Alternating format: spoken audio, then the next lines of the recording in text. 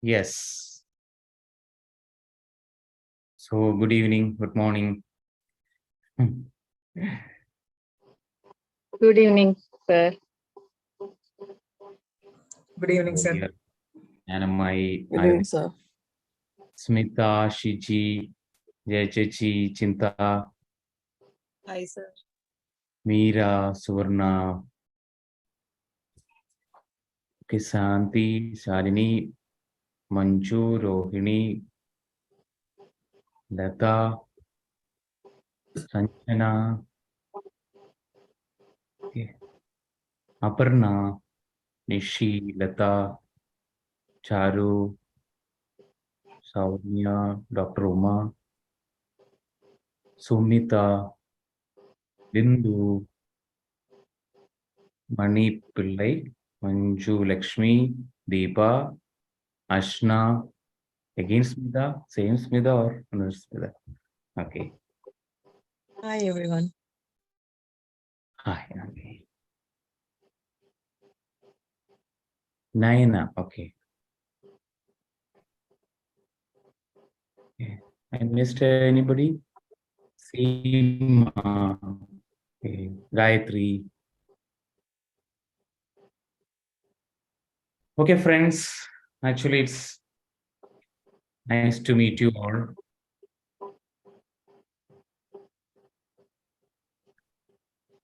Today is new moon. Actually, for us, every new moon and every full moon is very important, especially when we are in the path of meditation. Actually, I am really overwhelmed. I don't know what to speak because last 10 days I'm in silence. Actually, I think in 2020 I did this same silence, first 7 days, then 21 days. I keep on doing that. But I don't know, this time, after this 3 years, some big changes happened because it's not so easy. This journey is not easy this time. So many realization, more than realization, so many emotional vending out, pains. Sometimes I can say it like suffering. We normally believe that the suffering of our life comes from something or someone outside. We are suffer because there is some force of outside. But once you go to the silence, you understand all the suffering is created by our mind. So there are moments when we reach to a no mind state, that time we feel, wow, we feel so good, so happy. But what happened once the no mind state comes, immediately we experience a fear of losing oneself. Because the thought is less, we start feeling that I am going to die. It's like breath is going. For me, it is a new experience because in meditation, it happens in several times in my life. Mostly in meditation, it's okay, but I still don't understand why this happened this time in silence like this. Because decided to be silent, I don't know, maybe master have their own plans to show something deep within.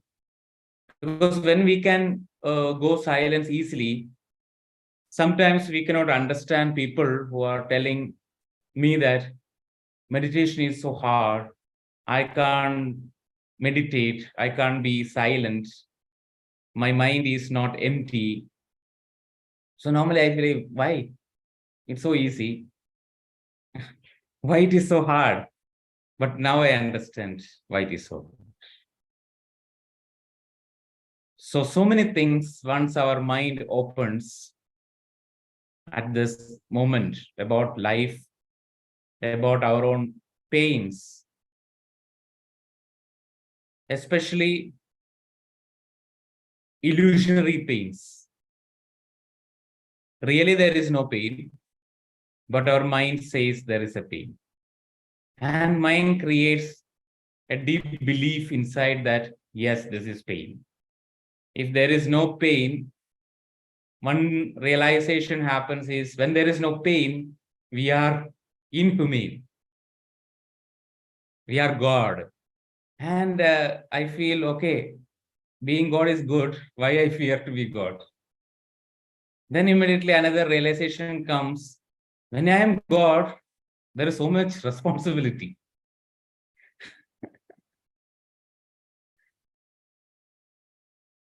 So I don't want to take the whole responsibility of this world or universe. So better be sitting stupid so that we are relaxed. We can play like a child. So one of the profound I like to share with all of you is certain realization happens in the silence. I don't know where to start, how to speak. Maybe you need to connecting and understanding with your own wisdom. Any doubt comes, any question comes, you can ask, no issue. Because I don't know where to begin, where to end the flow of, because I'm not putting it as script. Because every day something coming, I feel okay, I can write it everything, but once I start writing, I forgot. So it's also a challenge. So one thing I keep remembering, and I shared you in that note, which I send in the group, is about entanglement. The entanglement we are experiencing. And today the topic I share with you is to heal a manifestation block. Actually, we all really want to manifest something new in our life, right? Because what is the point of manifestation actually? When we manifest means we want to manifest something which we really love to experience. So normally we want to create always something new. And we all are trying our own way to create something and saying that it's hard because the past is strong, past is powerful. And through this journey, I understand one of the biggest illusion created in the 21st century is that time actually that book become more powerful in that time. That book is Power of Subconscious Mind by, I think, Joseph Murphy. I'm not saying he's not a good author. He's a wonderful author. What he wrote is also right, but still we need to understand, and once we go deeper, it's also illusion. Our subconscious mind is not powerful. I don't know anybody come with a stick. Because all this time we are sharing to you that subconscious mind is powerful. Today I am sharing that subconscious mind is not powerful. That may be the reason, maybe when you look deep into any scriptures or Upanishad or Vedanta, they are not talking much about subconscious mind. They are talking about superconscious mind, superconsciousness. Once you reach to your superconscious space, even I heard from Patriji, you can shift anything like this. You can change it. I think, how can it? Because we are going back, doing that. But there are so many possibilities. But more and more we understand that our mind is powerful, not the subconscious. Our mind is powerful. But to understand the power of the mind or use the power of the mind, we need to connect to our real soul, the soul energy. Because the soul is beyond our personality. Because when we come here, we all carry certain personality. We carry certain ideas, definitions. And all these definitions create good or bad, right or wrong. More and more, we are stuck in that good or bad, right or wrong. Or it is an illusion which block our energy to connect to our soul. When we really want to experience our soul, first we really want to come out from the illusion. To come out from the illusion, first we need to understand that there is illusion. So when you believe that, okay, everything is real, whatever I am experiencing is real, then we stuck there. Because observation, when you observe, there are only two things existing. One is observer, one is observed.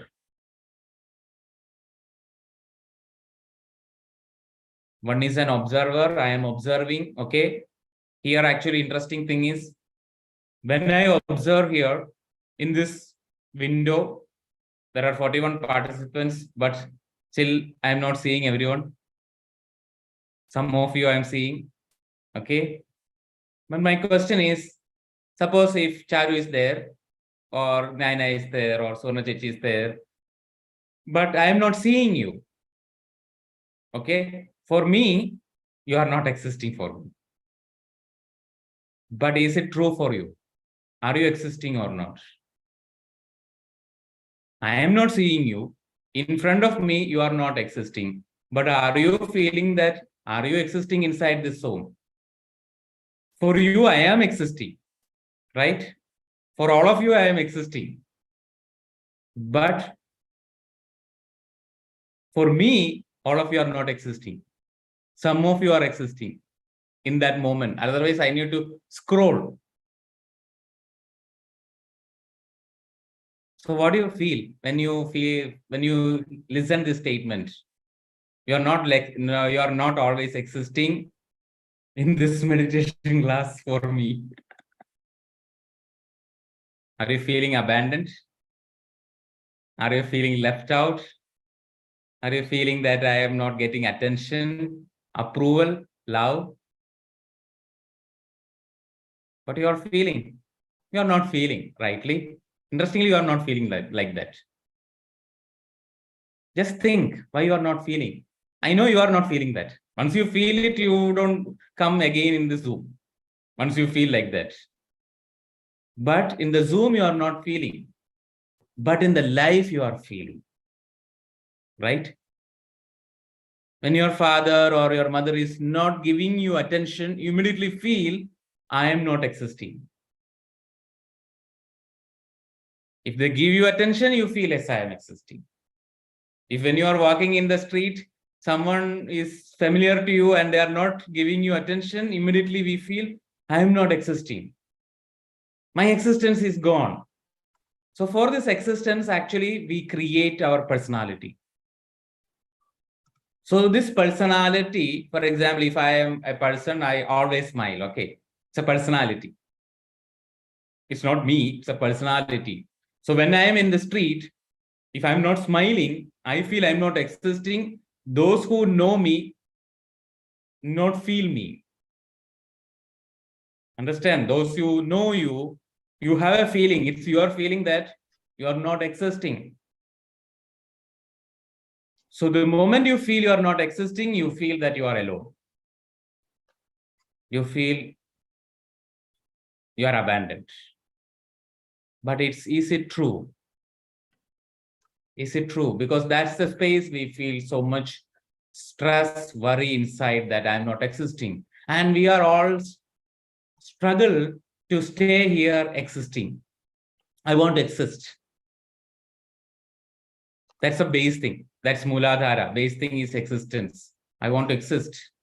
I want to be seen. I want to be experienced.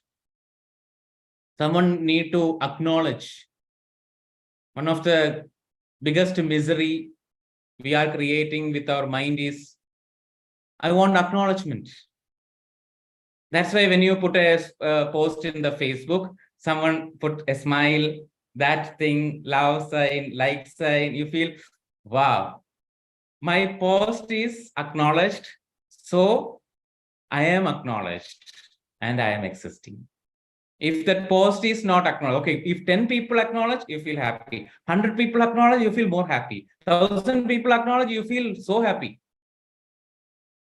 Million people acknowledged.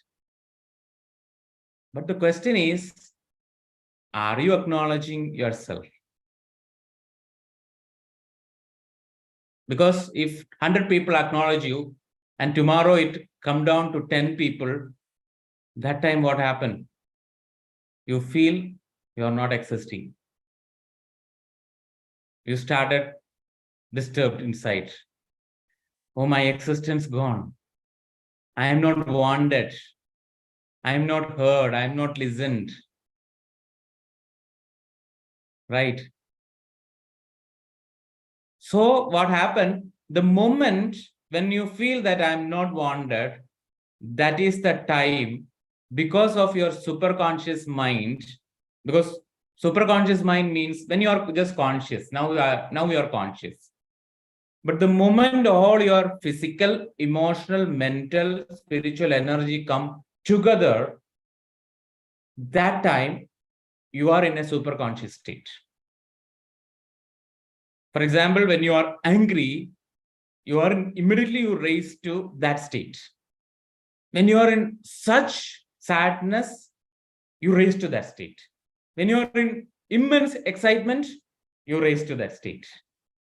So what happened once you raise to that state, the moment you observing that I am not wanted, then your superconscious mind take you to the subconscious mind and telling all that stuff, start playing the movie, video from your childhood. Okay, in that moment, you are in the third class, your mother not want you. That time, that teacher beat you, that teacher don't want you. This and that. And so who is powerful, subconscious or superconscious? Subconscious is only storehouse, storing everything. Who is doing this function? Our superconscious, which we are using in a wrong way. Because we don't know how to use, because there is no user manual. So it's okay to make mistake. We all make mistakes. So when we are not ready to make mistake, we cannot grow. Because learning means making mistake. Learning anything new means making mistake. But here I want to share about this entanglement part. One of the biggest entanglement which make our life totally mess. Are you ready to know?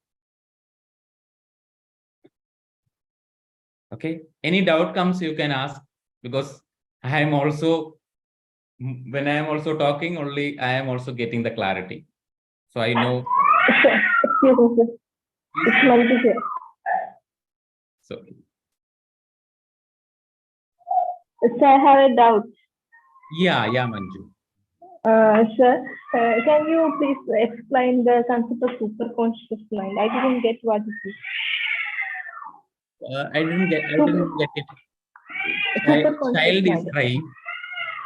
Superconscious mind. Superconscious mind. Mind. That concept, I didn't get what it is. I didn't get the clarity what it is.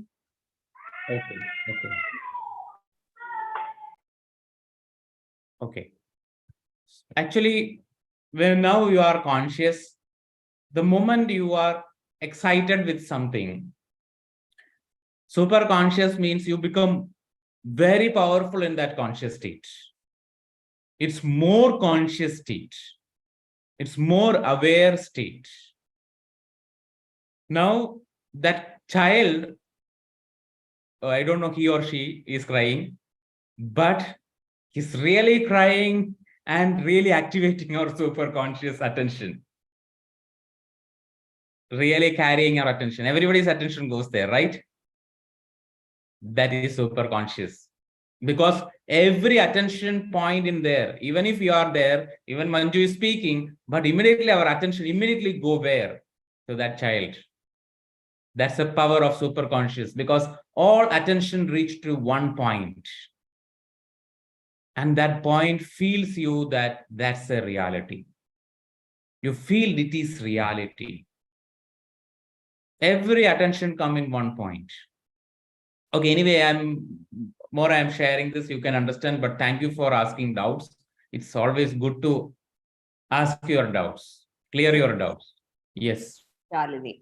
So, sir, you said the superconscious. So, it is the superconscious of the child or the superconscious of us that is activated over there? You said Both are there.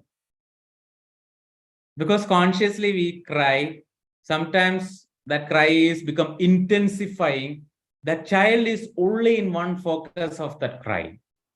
That time it is super conscious. You listen about Arjuna. Arjuna focus on only the eye of a bird. That time Arjuna is using this super conscious power. That much the concentration there. Intensity there. But if someone can distract with very high intensity, then that child's attention goes somewhere. Otherwise, it is so strong. It is so strong and stay there and feel that is the reality. Suppose you are in pain, you are very much super consciously attending that pain. You feel that is your life, that is your reality. Got it? Okay. So the entanglement which I am like to share you is, in our life, one of the biggest messy aspect, because I already shared about existence. We always want to be exist. So there is a judge inside us. It's outside the power of the mind, judging mind. It's a power of the mind, but once that power is not using it right way, because when you want to drive your car, you need that judging mind. Otherwise, you cannot use the steering in the right direction, or even you want to put something in the right place, you need a judgment, right? You play, I don't know how many of you play when you are a child, there is some box and you put the square block inside that box. Okay, you place it and you need a lot of judgment. So is this judgment is bad? No. But once it is working in a negative way, it is bad. Means when you judge others. So judging others comes the moment this existence issue comes. So for example, when you are a child, I'm just sharing you an example, the judgment and how it is working and how it is an entanglement. Okay. When you are a child, definitely you have parents, father, mother, or caretakers, whoever. Even you are in hostel, there are caretakers, there are people. Anyway, we have parents, father, mother, everywhere is there. And in every home, normally there is a concept. Recently, Priya shared in the group that 6, 9. One person is seeing and telling that this is 6. Another person on the opposite telling that this is 9. Okay, which is right? Both are right. How we say both are right? Because we are witness. Suppose you are standing in the 6, you say 6 is right. When you are witnessing, because it's a photograph, when you are witnessing it, you say it is 6, and at the same time it can be 9, and it can be something else also. You cannot say it is 6, 9 exist. When you go looking from the top, maybe there is may not making any sense. That's also a possibility. Agree? So in every home, when you observe, your mother is saying that, okay, life is 6, and father is saying life is 9. Okay. So if the father is so nice person or the mother is so nice person and say that, then conflict comes. The conflict comes and father says, don't think that when I'm hearing I am moving only with father or male figure. Okay, don't put your judgment with gender. Okay, I just share you. Okay, mostly I see in that also some and reverse also. Both ways are existing. Okay, one of the spouse decide that, okay, I am 9 and she's 6, and the conflict gone on. What happened? Why she is saying it is 6? Okay, step out from that 9, go to her place. Okay, because he stands opposite or she stands opposite, go to that place and look. Oh, this is 6. Immediately the wife or husband says, okay, you said 9 is wrong, right? You understand? Then immediately what happened? That person says, yes, I understand. I am wrong. You are right. Because the moment he step out from his reality and he say that my reality is wrong. So that time, the moment that person says I am wrong, my existence is gone. Okay. So how can I exist? I can only exist with this dependency. Got it? Because when I am with him or her, I am existing. Because I can be right only when I am standing in the 6. Okay. Interestingly, life is like a journey. It keeps revolving and revolving.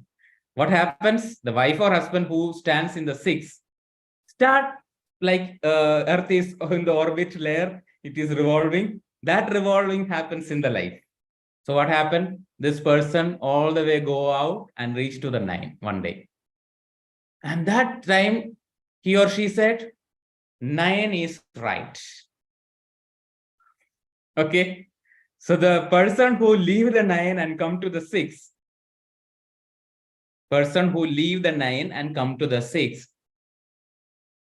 say that no, 6 is right. You already said 6 is right. Now you are saying 9 is right. How can it be right? Conflict happened. Again, if that person who leave the 9 and come to the 6 is still be ready for flexibility, that what that person do? That person again leave the 6, go to the 9 and said, yeah, 9 is right. So you are always right and I'm wrong. So again, dependency, one way. Another way, this person feel that I already said to you that 9 is right and you make me feel that I am wrong. So you are wrong. That's another way. So anyway, there is a conflict, okay? I'm just telling you that the way the conflict happens. So how can this conflict can be cleared? Only thing first you need to understand, is it this person standing in the 6 or this person standing in the 9 is the problem, or what exactly is the problem? The problem is we both are standing opposite to each other, and definitely opposite poles attract. In life, when you both are opposite, there is attraction, right? That attraction help you to feel, understand togetherness. That's what happened in father and mother, husband and wife, lovers, everywhere. This opposite is there. Are you ready to accept that my husband or my wife or whoever is opposite to me? It's polar opposite nature. Or my brother or my sister, exactly wherever that conflict, it is opposite. So what we can do is we can come to the center. When both people come to the center, they both leave. Once they both leave 6 and 9, then they can understand the reality. That is a witness space. Okay. So in the family, mostly this is not happening. Nobody is ready for witness. So what happened? The child is the witness. Okay. The child is seeing that 6 and 9, both are right. Okay. My father is right. My mother is right. That's a space that child is immensely love with the father and mother. Okay. Is it okay? So here comes the drama. Okay. The person who's standing in the 9 is shouting, and the person who's standing in the 6 is crying. So where you move towards the shouting area or crying area? We normally move. Okay, if my mother is crying, you normally move to the mother, right? So we feel my mother is victim. Okay. So we definitely, because when our mother is victim or father is victim, we are unable to experience their energy. That's our issue as a child, right? Because as a child, we want to experience their energy. We want to experience their love or protection, whatever they are giving. But the moment they are in a low frequency, we feel, I can't experience this. So only way is I want to make them happy. I want to rescue them. Okay. For example, if you feel your mother is crying, your mother is a victim, the moment you understand your mother is a victim, immediately father is a perpetrator. Actually, father is a perpetrator? No. Father is only standing in the 9. Mother is in the 6. That's it. The only thing is, sometimes the father is stubborn. But what happened as a child, you say to your mother unconsciously that I can rescue you. I can be a better husband than my father, or a better, mostly a boy child say that I can be a better husband. Or sometimes even girl child also say this and becomes like a husband to the mother or a parent to the mother. So the word we are using, that is more important. I can be better, I can be greater, or I can be more holier, more good, more right than the other person. Got it? Entanglement starts. You are there. So what happened? The fight between you and your father starts. And you are inside this entanglement space. So now it is only 3 people. So what happened? You are moving in this drama triangle all the way. So this goes on, and one day there is a lover or there is a spouse or that comes to you in your life. So what happened? That person also once comes and enter into the family system. That person also say, oh, here this is the drama. That person sees differently. That person starts sees your father is much right than your mother. So suppose it's a wife telling to the husband that I can be better than your mother. Okay. Help your mother. So at the same time, this boy is in the attitude that I can be better than my father. So they started living together to create a better life than my stupid generation. Foolish old ancestors, right? They are foolish people, old ancestors, not knowing anything, education. They don't see mobile phones. They don't know what it is. They don't know see the metro train. They are stupid people. This is an attitude. What happened? This attitude of greater, better makes into this drama. What happened? When you really observe the life, you start living the life and start playing each role. Because the wife experienced the pain of that mother, this husband or this boy experienced the pain of the father. So the role shifted. They start experiencing the pain. They keep on experiencing the pain. So once you start enter into this triangle, that's time your superconscious activated, because this is called observation principle.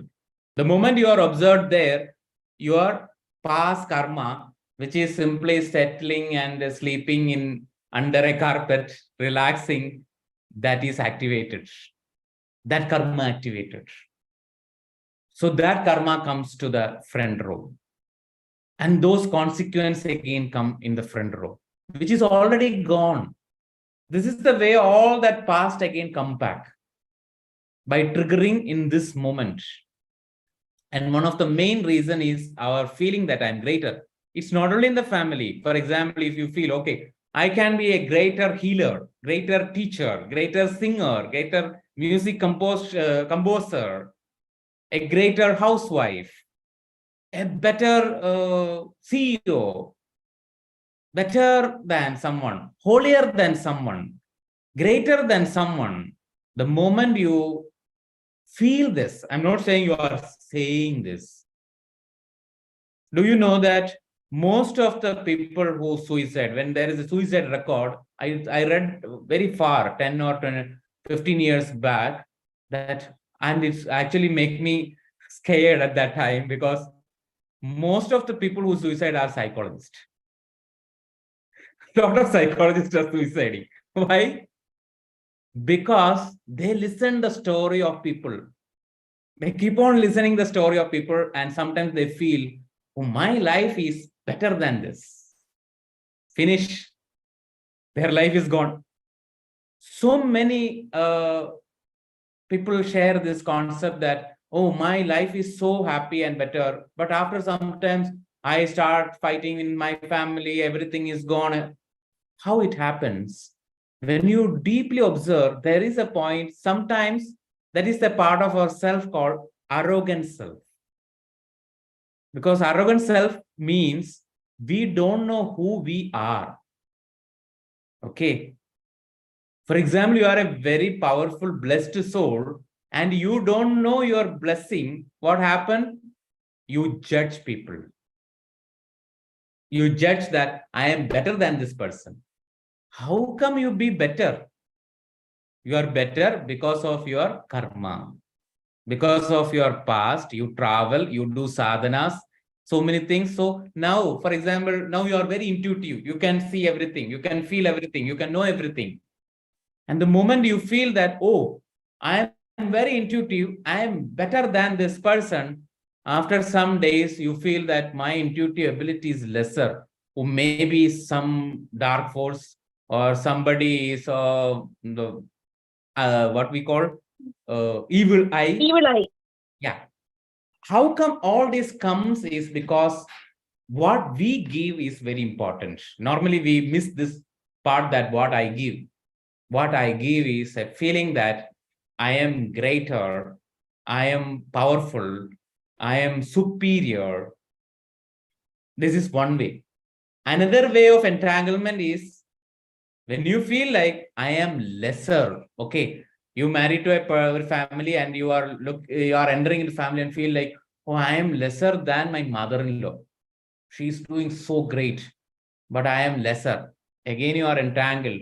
So that day onwards, you start seeing the powerless part of your mother-in-law. And you are in that entangled space, start suffering. Because you say, she is greater than me. So when you say somebody is greater than you, that's a day normally you see. This makes your heart crush. Because elevated heart means our idealism. When your heart is elevated, you feel so much optimism, you feel so much vibrant, you feel answers are flowing, and queries are coming. That's a time actually we all need solitude. So once our heart is elevated, it is solitude. Once our heart is crushed, loneliness. You feel I am lonely. When in the space your heart is crushed, you feel I am in lonely space. Okay, so this elevated heart means there is idealism. That's what I said. Okay, you see your mother-in-law and you feel, wow, you feel idle. What a wonderful lady. She's so greater than me. The moment you feel she's greater than you, then you go on in this journey. One day you realize that she is worse than you. You are much better. So what happened? Your idealism go down.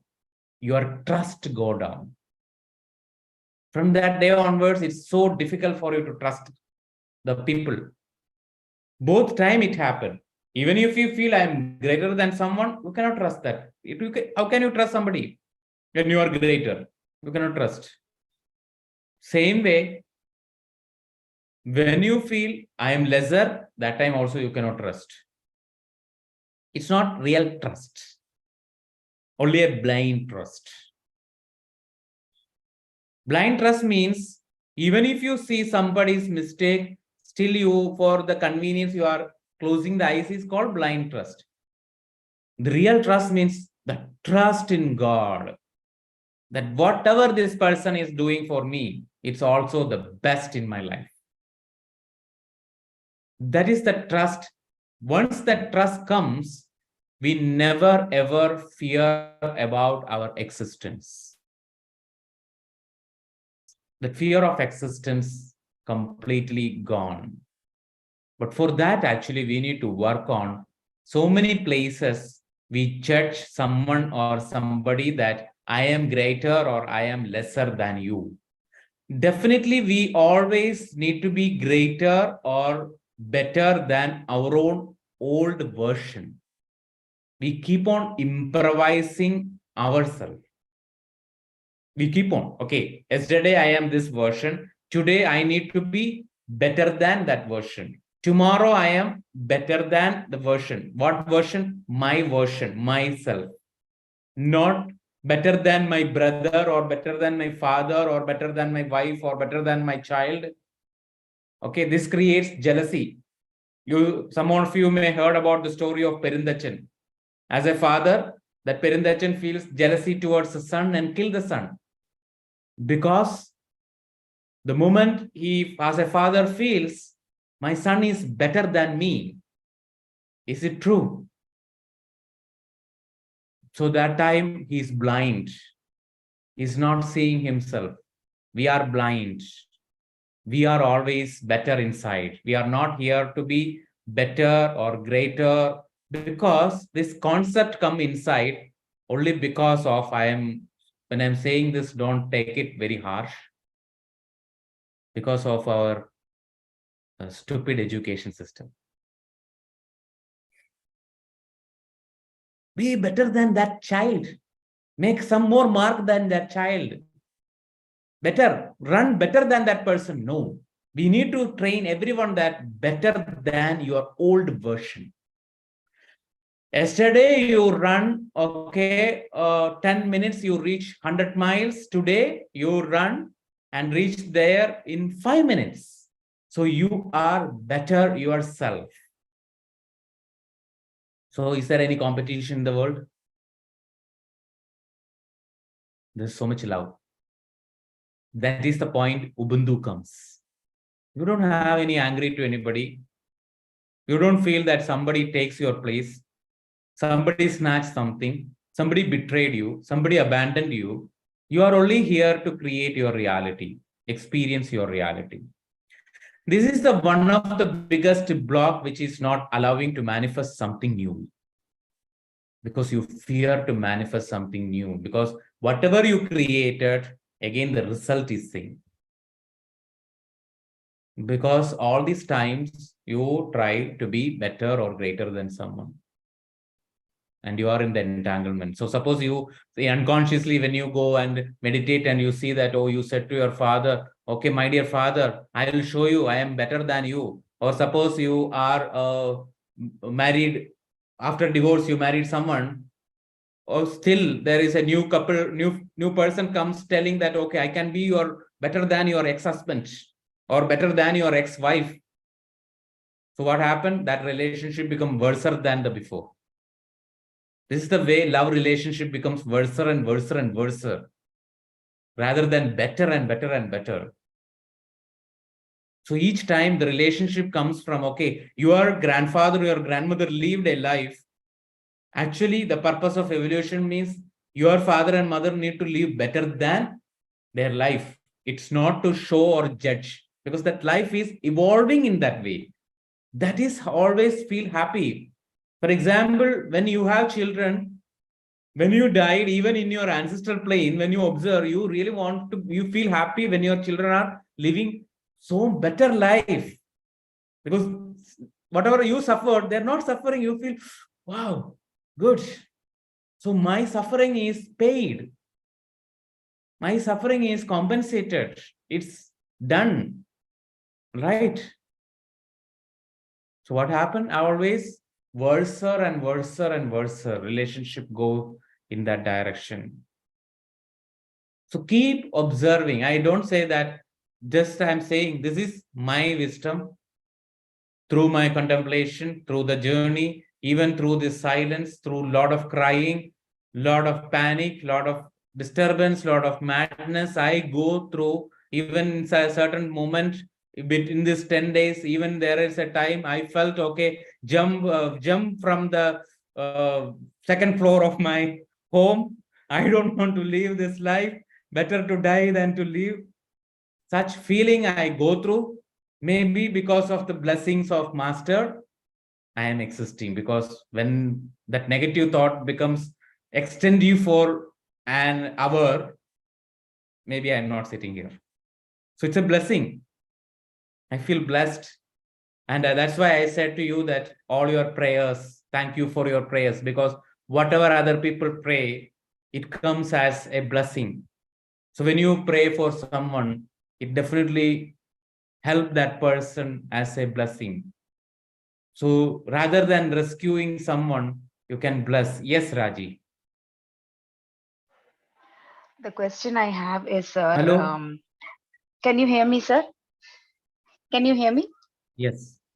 Yes. Ah, Yes. so the question I had is, in a nutshell, you're saying that if we do not compare ourselves with anybody or anything, rather we only compare ourselves with ourselves and make sure that we get better day by day, seeing every reason for improvement, every chance for improvement. This we will be free out of this entanglement. Yes. Yes. Okay, Absolutely. so Right. okay, so how do we make sure? Because in this world, there are a lot of things that are happening. So if we have to uh, teach or educate the members, who are dear to us in a similar fashion, if I go and tell them, you see, only work on your improvement, do not look at others and compare yourself. Yes, maybe for a couple of days they will, but then again, because of the environment they are, and their way of life, how they are handling the day-to-day activities, they will tend to change. So how do you think we can help them also come out of, because without the everybody's effort, this entanglement is not going to stop. And this me being better than somebody else, that comparison will never stop, isn't it? Yeah. Yes, Raji. Thank you for this question, and don't allow yourself to be offended from my answer, because even the feeling that I want to help someone is a feeling inside that my life or my journey is better than that person. That is the same feeling which bring me into this silence. Certain suffering I go through, I want to know why I am suffering, because I'm not suffering this much before. Certain suffering means it's not just a pain, it is something which you are unable to manage inside your heart space. So that time I really want to know, because as a person, as a healer, as a teacher, I always feel I can help the world, I can change the world, I can bring that, I want to bring some new mission and excited. But I notice there is a part of me is arrogant, that I'm better than someone.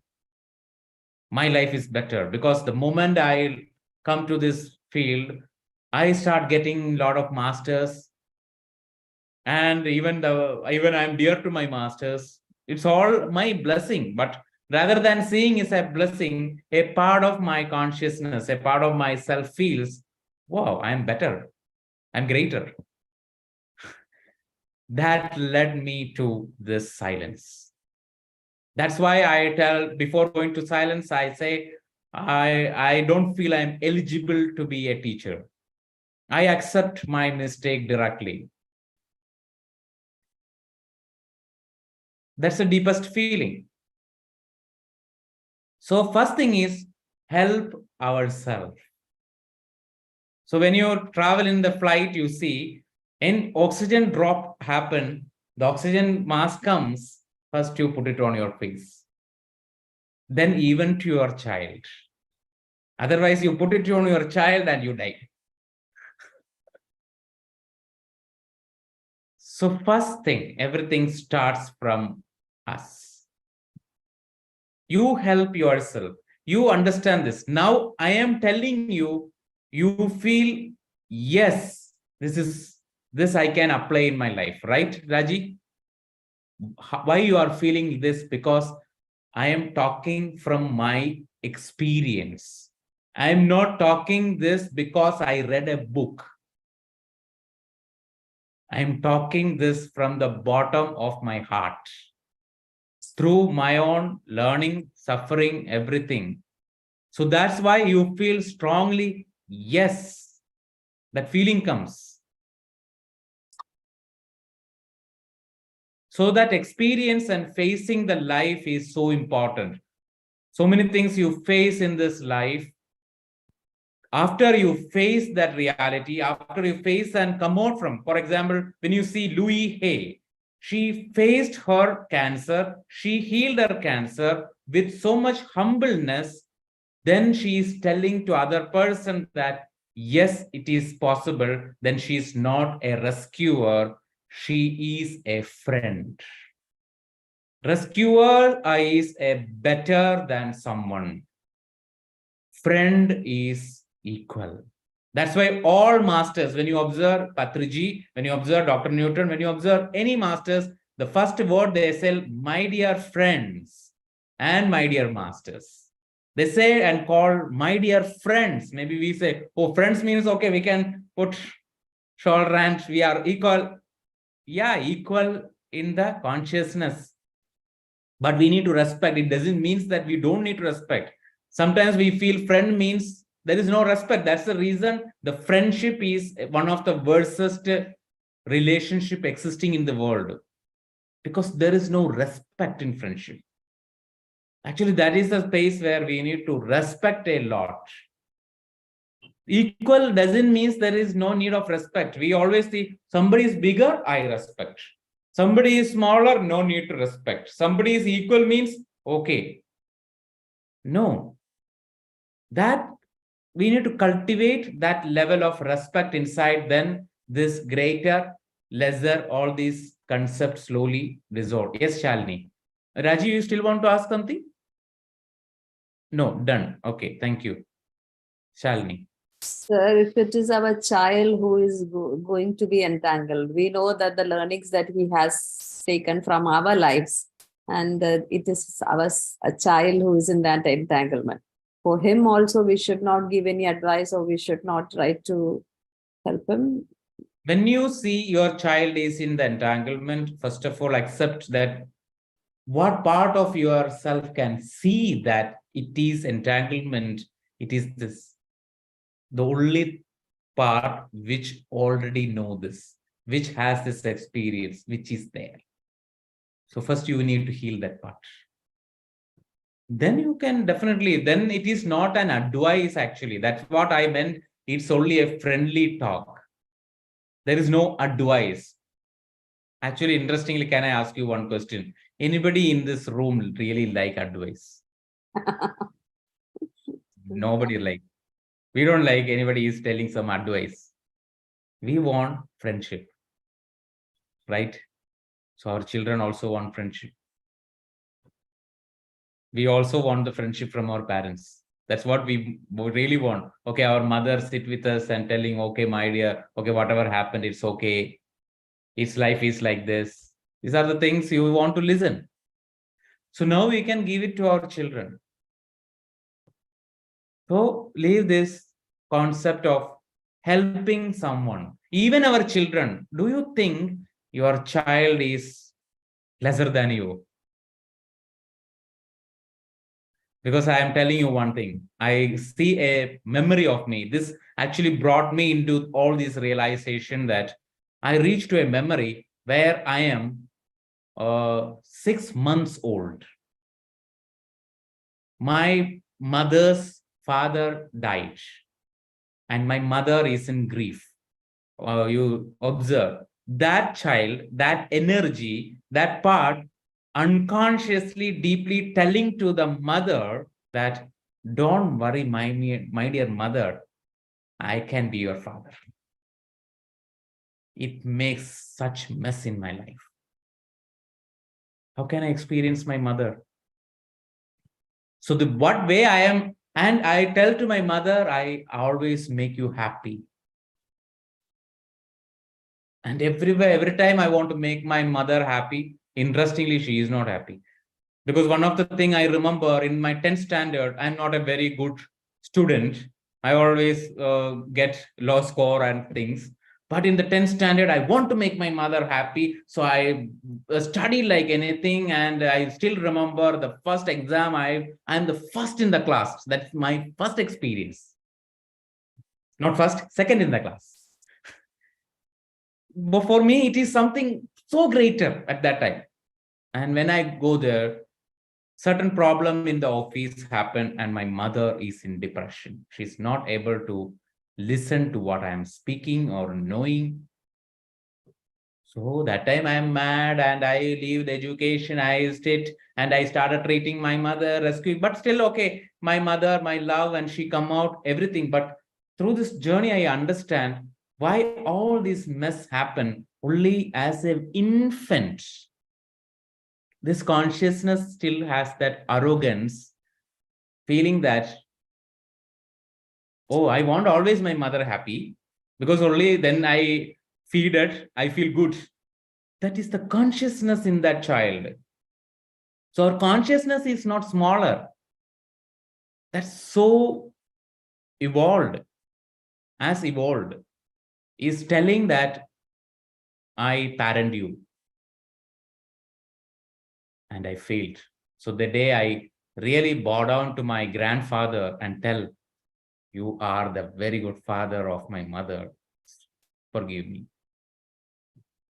I can't be my mother's father. The same mistake I can happen again and again in my life. The same mistake I happened in my family also. When my wife's, Ladu's father, in one of the situation, abandoned her, that time I told her, unconsciously, it's not anything consciously, unconsciously telling her that I can be a better father than this nonsense father. Leave this father. I'm greater. What happened? So many experience, messy experience. Before, so much love. After that, there is some fight. There is some issue. It doesn't mean that all the time there is fight. But you understand there is some subtle friction, energy. It's so irritating energy we feel in the relationship. It's very subtle. It's not something very gross. It's only because the feeling that I'm better than someone. I hope all of you immediately connect to so many memories. You also said the same to your friends, your spouse, or your mother, father, or auntie, uncle, or somebody you deeply love. You said, okay, I will take care of you, right? It's okay. That's a very natural mistake for this higher learning. Yes, Surabhi. So Rupesh sir, I wanted to ask about, that most of these things are usually we get into some role in an unconscious way, or we start thinking that we are superior to somebody in an unconscious way. So it is actually very tough to, not judge, because we start judging very unconsciously. After years, we realize that we have been judging this person like this. Yes. Right. Yes. So your question? So, I mean, is it possible also like to come out of entanglement, not judge all these things? Like, Yeah. it is very difficult, I would say. So this is the place you need to understand the friendship, the soul relationship. Now, why I am sitting in front of you? Why I go through this experience and I have a deep feeling that, okay, I want to share with you. And even I am ready to share with you, still you have time today and you are sitting here because there is a ray of light for you, which is bringing from your masters, from the higher world. Are you ready to trust that? That ray of light? Are you ready to accept that I am also a part of your soul family? We all Yes. together decided, okay, something I learned, okay, I'll share. It's all unconscious, but now what we are doing here in this session is bring it into the conscious layer. Now it is bringing into the conscious layer. It doesn't mean that tomorrow, I'm not saying to you, tomorrow when I see you, okay, next class, okay, after 10 days, when I see you, you are all free from all the entanglements. Okay, then I give you 100 marks. No, there is no rigid rules. You can observe this, but because now it is in the conscious layer, whatever the suffering you all went through all these years, once it is in your conscious layer, with your superconscious mind, you can heal this. You can heal definitely by slowly acknowledging. When you acknowledge it, now there are a lot of healers available, teachers available. If you want somebody's service, you can take that friendly service. I'm not saying help you need, because you don't need any help. Nobody need any help actually. Because I see one of my past life as a beggar, that time I understand a beggar doesn't need any help. It's a choice to be a beggar. So when you see that, oh, I am helping this beggar, no. That beggar is helping us sometime. We are not helping someone, they are also helping us. So helping means helping in both ways. We all help each other. So that is I called as the arrogance of ourselves without knowing where I am standing. That I can help someone or somebody, I need somebody's help. This make lot of mess in this spiritual era. Healers space, which create lot of arrogance only because that I am going to help someone. I'm going to help Turkey. I am going to help Uganda. I am going to help that place. Anytime you just ask yourself the question, who am I to help all these things? First, you understand that. Then you are not helping, you are simply sharing your love. That word that I want to help, it's always come up from a better space. Better. I am better. Interestingly, in the Eastern space, the concept of forgiveness is also not included. Definitely there is forgiveness there, but not included in some place because somebody be okay, I forgive you means I am better than you because I have wisdom than you. That's the reason I am forgiving you. No, it's not. Forgiving is something arrogance. It's forgiving means I and you release because I give importance to love rather than anything in this world. I'm going to give importance to love. That's why I'm forgiving. Yes, Charu. Surabhi, is it okay? Yes. Yes, Charu. The previous question actually answered a lot of things for me. Over the last few years, I've been seeing a lot of pain, a lot of arrogance within, which is very coincidental. Before this conversation that we had, I literally had a jolt of conversation with a very important person in my life. And literally, I was thrown into a space where I started seeing my arrogance. So does arrogance come from a space of ignorance, and is that the way to resolve it? Because the moment you see arrogance, the first reaction is to protect. The ego comes in place and it tries to make us feel validated all the time. So what is the best way to surrender to arrogance? Because that's my biggest issue. I know that a lot of my issues stem from the very fact that either, I want to rescue, but that stems from the space of arrogance. And I very clearly see that. But what is the best way to surrender to arrogance and say that, okay, now is now and I'm done and I'm grateful, but you have to make peace with it every now and then. The same issues come up again. The same memories that had happened, resolved, I thought, are coming up again and are flushing my memories again. So what is the best way to surrender to the space and resolve the arrogance or make peace with it? I don't know what term to use it at best for that. Yes, that's a wonderful question. Actually, arrogance, first thing, normally we accept that, okay, I am arrogant. And we need to understand that arrogance is natural. Ahamgaram and ahambhava, these have only some slight bridge. When you leave the ahambhavam, means aham, not I'm showing ahambhavam, ahambodham. There is a only difference between ahangara and ahambhava is almost same, but ahambodham has only small difference. That bridge is called gratitude. So where you are arrogant, where you feel you are better than somebody, that is the space you need to feel gratitude to yourself and your past lives and your masters and your soul journey. You say, thank you for bringing me in this life, this talent or this opportunity or this ability to understand or ability to know. Thank you.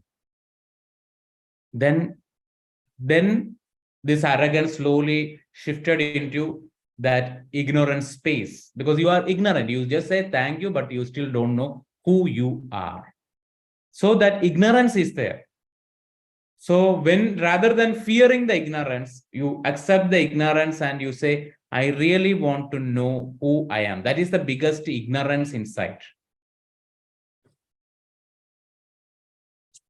Who I am. Because normally we think that I am this, but the real I am is not what we are thinking about us. Thinking is our personality. I am this person. I am that person. That's all thinking. Suppose I am saying I am very good person. I am good, I am bad, I am right, I am wrong. All I am. But there is more than I am. So which brings certain blessings in this life and which brings certain pain in this life also, in this soul journey. So when you completely surrender, you cannot surrender to the arrogance. When you surrender to the arrogance will eat you. Okay. It's like you are standing in front of a perpetrator and lying and bow down, oh, please, my dear perpetrator. No, arrogance is don't surrender in front of arrogance. You surrender in front of your ignorance. Rather than surrendering, the best word is you accept that I am ignorant about myself and I really want to understand myself. Because rather than we always complaining in the world is, nobody understand me. Are you really understanding yourself? Do you know who you really are? That's why you are projecting a wrong understanding to the world and they are only understanding your wrong projection. Okay. For example, when you are a child, you are really hungry. Okay. You don't understand that you are really hungry. You only create some fuss. You say, all that fuss you are making in some place. Actually, you really want a masala dosha. But you are not telling that I want masala dosha. You make fuss in that moment. What happened? Your father beat you or your mother beat you. Then what happened? You said, my mother or father is not understanding me. Actually, I want masala dosha. They are not understanding me. How can they understand you? Because you are not understanding you, how can other person can understand you? The moment you understand, that's only projected to the world. Those who people understand their enlightenment, others also see their enlightenment. Otherwise, if somebody is seeing you enlightened, means something in a part of you is understanding that enlightenment. But even your certain awareness still don't know. So what happened? We need to go there. We need to go to that enlightened part. Somebody is saying you are that you are a, for example, Charu, someone telling you that you are a great composer. You are an amazing composer. Rather than entering into the pedestal and feel like, oh, get trophy, Oscar, I win Oscar. Rather than you can say to that person, thank you. Thank you for touch a part in me. I really look into it. I'm not saying you need to say it verbally outside. Then it becomes a drama. Because that person doesn't know, and this person, thank you. It's like, okay, someone trigger you, you say, thank you. It's like old. But inside you need to say, even someone trigger you, inside you need to say that, thank you for triggering, because it's an opportunity to know something more deeper. Otherwise, how can? Because that's the reason, even there is a relationship, even there is some abuse happen, still we stay in the relationship because there is something beautiful I can get from this relationship. How many of you agree? Even it is abusive, but stay there, because this trigger comes when you are contemplating, when you are ready to learn yourself. It's a golden opportunity for you, that person. After you learn, then there is nothing to share, nothing there. Automatically you say, okay, thank you. I am leaving. You can go to your better life. I can go to my better life. This is called karmical relationship. And even sometimes it's called soulmate relationship. Also, moving, learning happens. It happens. So the first thing is accept your ignorance, not arrogance. Arrogance is there. Because arrogance is one who is not ready to accept ignorance is called arrogant part. And once those who be person who is gratitude to their arrogance is confident. You see Krishna says that I am the Paramatma, I am the God. Is it arrogance? Jesus says, when you know me, you know the God. Is it arrogance? When you say it is such an arrogance, right? They are so arrogant, but they are so confident. They are so confident. Sometimes the arrogance work like in an inferior way, victim space. That is the biggest arrogance. Superior arrogance is smaller than the inferior arrogance. That I don't know anything, I can't do anything, I am stupid. So accept whatever comes. That's the reason some of the lifetime we denied recognition. So because the recognition comes, we immediately enter into the pedestal rather than being more humble. Or so that you need to cultivate only through awareness and regular observing yourself. Regular. Anyway, we always talk to oneself. We always talking to ourselves, right? That's why I said in the 10 days, my inner silence is less, outer silence is more, because there is inner talking happening. So then you can talk something nice. Then you can always talk to you that, yes, the pointing. That's why the meditation is important, because meditation brings awareness. Then all the teaching, all the healings are important. Some people believe, okay, when I meditate, everything is over, everything is gone, I am holier, I am enlightened. No. Even you are enlightened in some life, you again come back. Again come back to understand. Even you are the higher soul. Even Krishna come back and play like a stupid here. Even doesn't remember about Krishna's experience. People come back. Maybe I don't know there is any Jesus sitting inside in this room. May come back. Because still there is some drama, some play that forgetting, remembering game. So what I am doing here is only not any teaching, just poking for remembering who you really are. So I am slowly trying to change my name from a coach or a scientist or a teacher or a master and try to make a new name, rememberer. a new form, because I understand there is nothing to teach because we all know everything. What to teach? We all know, we are all abundant, we are all full, complete, whole. The only thing is we are playing this game. So in this game, okay, now I am batting, you are bowling. After some time, I am bowling, you are batting. That's the only thing happen. But at least when we are here to play a game, we can play gracefully. Enjoy the play. Rather than in the IPL, they are in tension. Oh, that okay, my image may go on. I don't get money.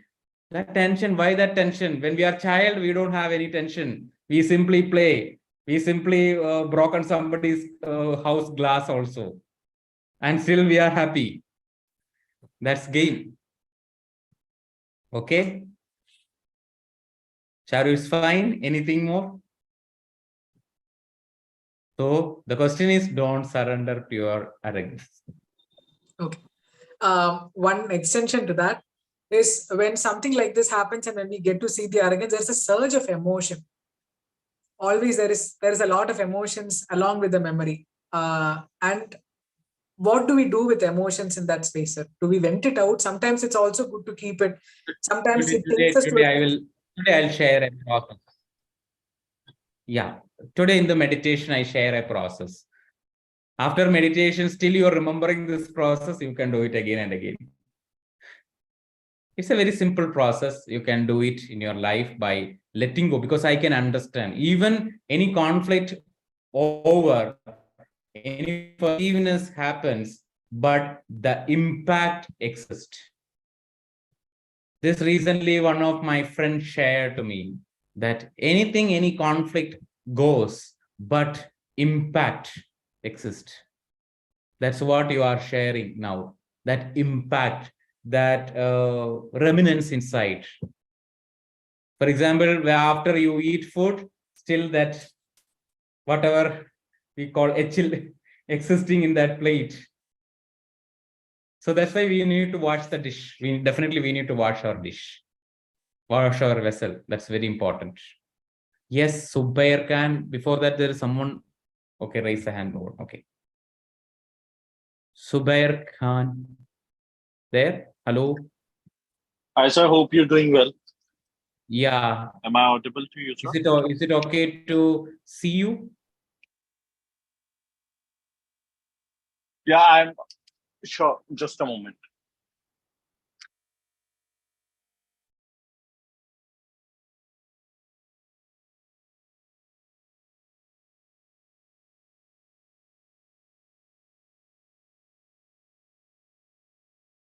Hello. What happened?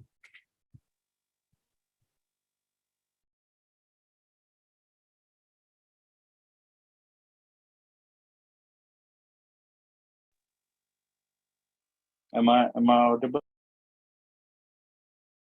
Yes. Hello? Yeah, you are audible. I just asked you, is it okay to unmute your video to see you? That's why I asked you. I think there's a network problem. Then no problem. No problem. Yeah, You ask. Hello? Yeah, I can hear you. Yeah, I got the network. Sorry.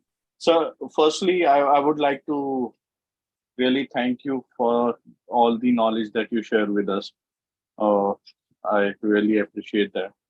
I'm not sure it is a relevant question or not, but it's just a question that always there with me, that what is the best way to identify and what to express.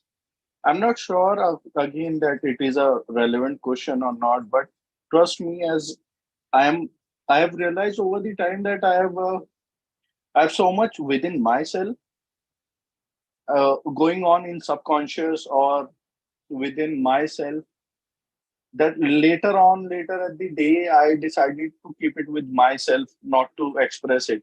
And whenever I try to express it, what I've realized that I'm not able to delivering it in a proper way. to the fellow colleague or a person. It is happening at my professional level. It's in personal life. So, if you can just guide me over there on that path. Okay. So Bear, actually you asking how to identify and express. How to identify what to be expressed or what not to be, or is it okay to keep all the things within yourself and just talk to yourself and just let it go? Actually, contemplation is a very good way. Sometimes something, first you, before expressing anything, first you need to be clear about, because you need to understand yourself in that place. For example, if someone hurt you, okay, in the office or in the job, someone hurt you, you clearly need to know that what exactly is your hurt, where that hurt existing in you, what exactly that person's word or action or anything that hurt you. And once you acknowledge that, even you want to express, because there is nothing wrong to express or not to express, because sometimes when you express something, again another come to you for working yourself. Some other trigger will come.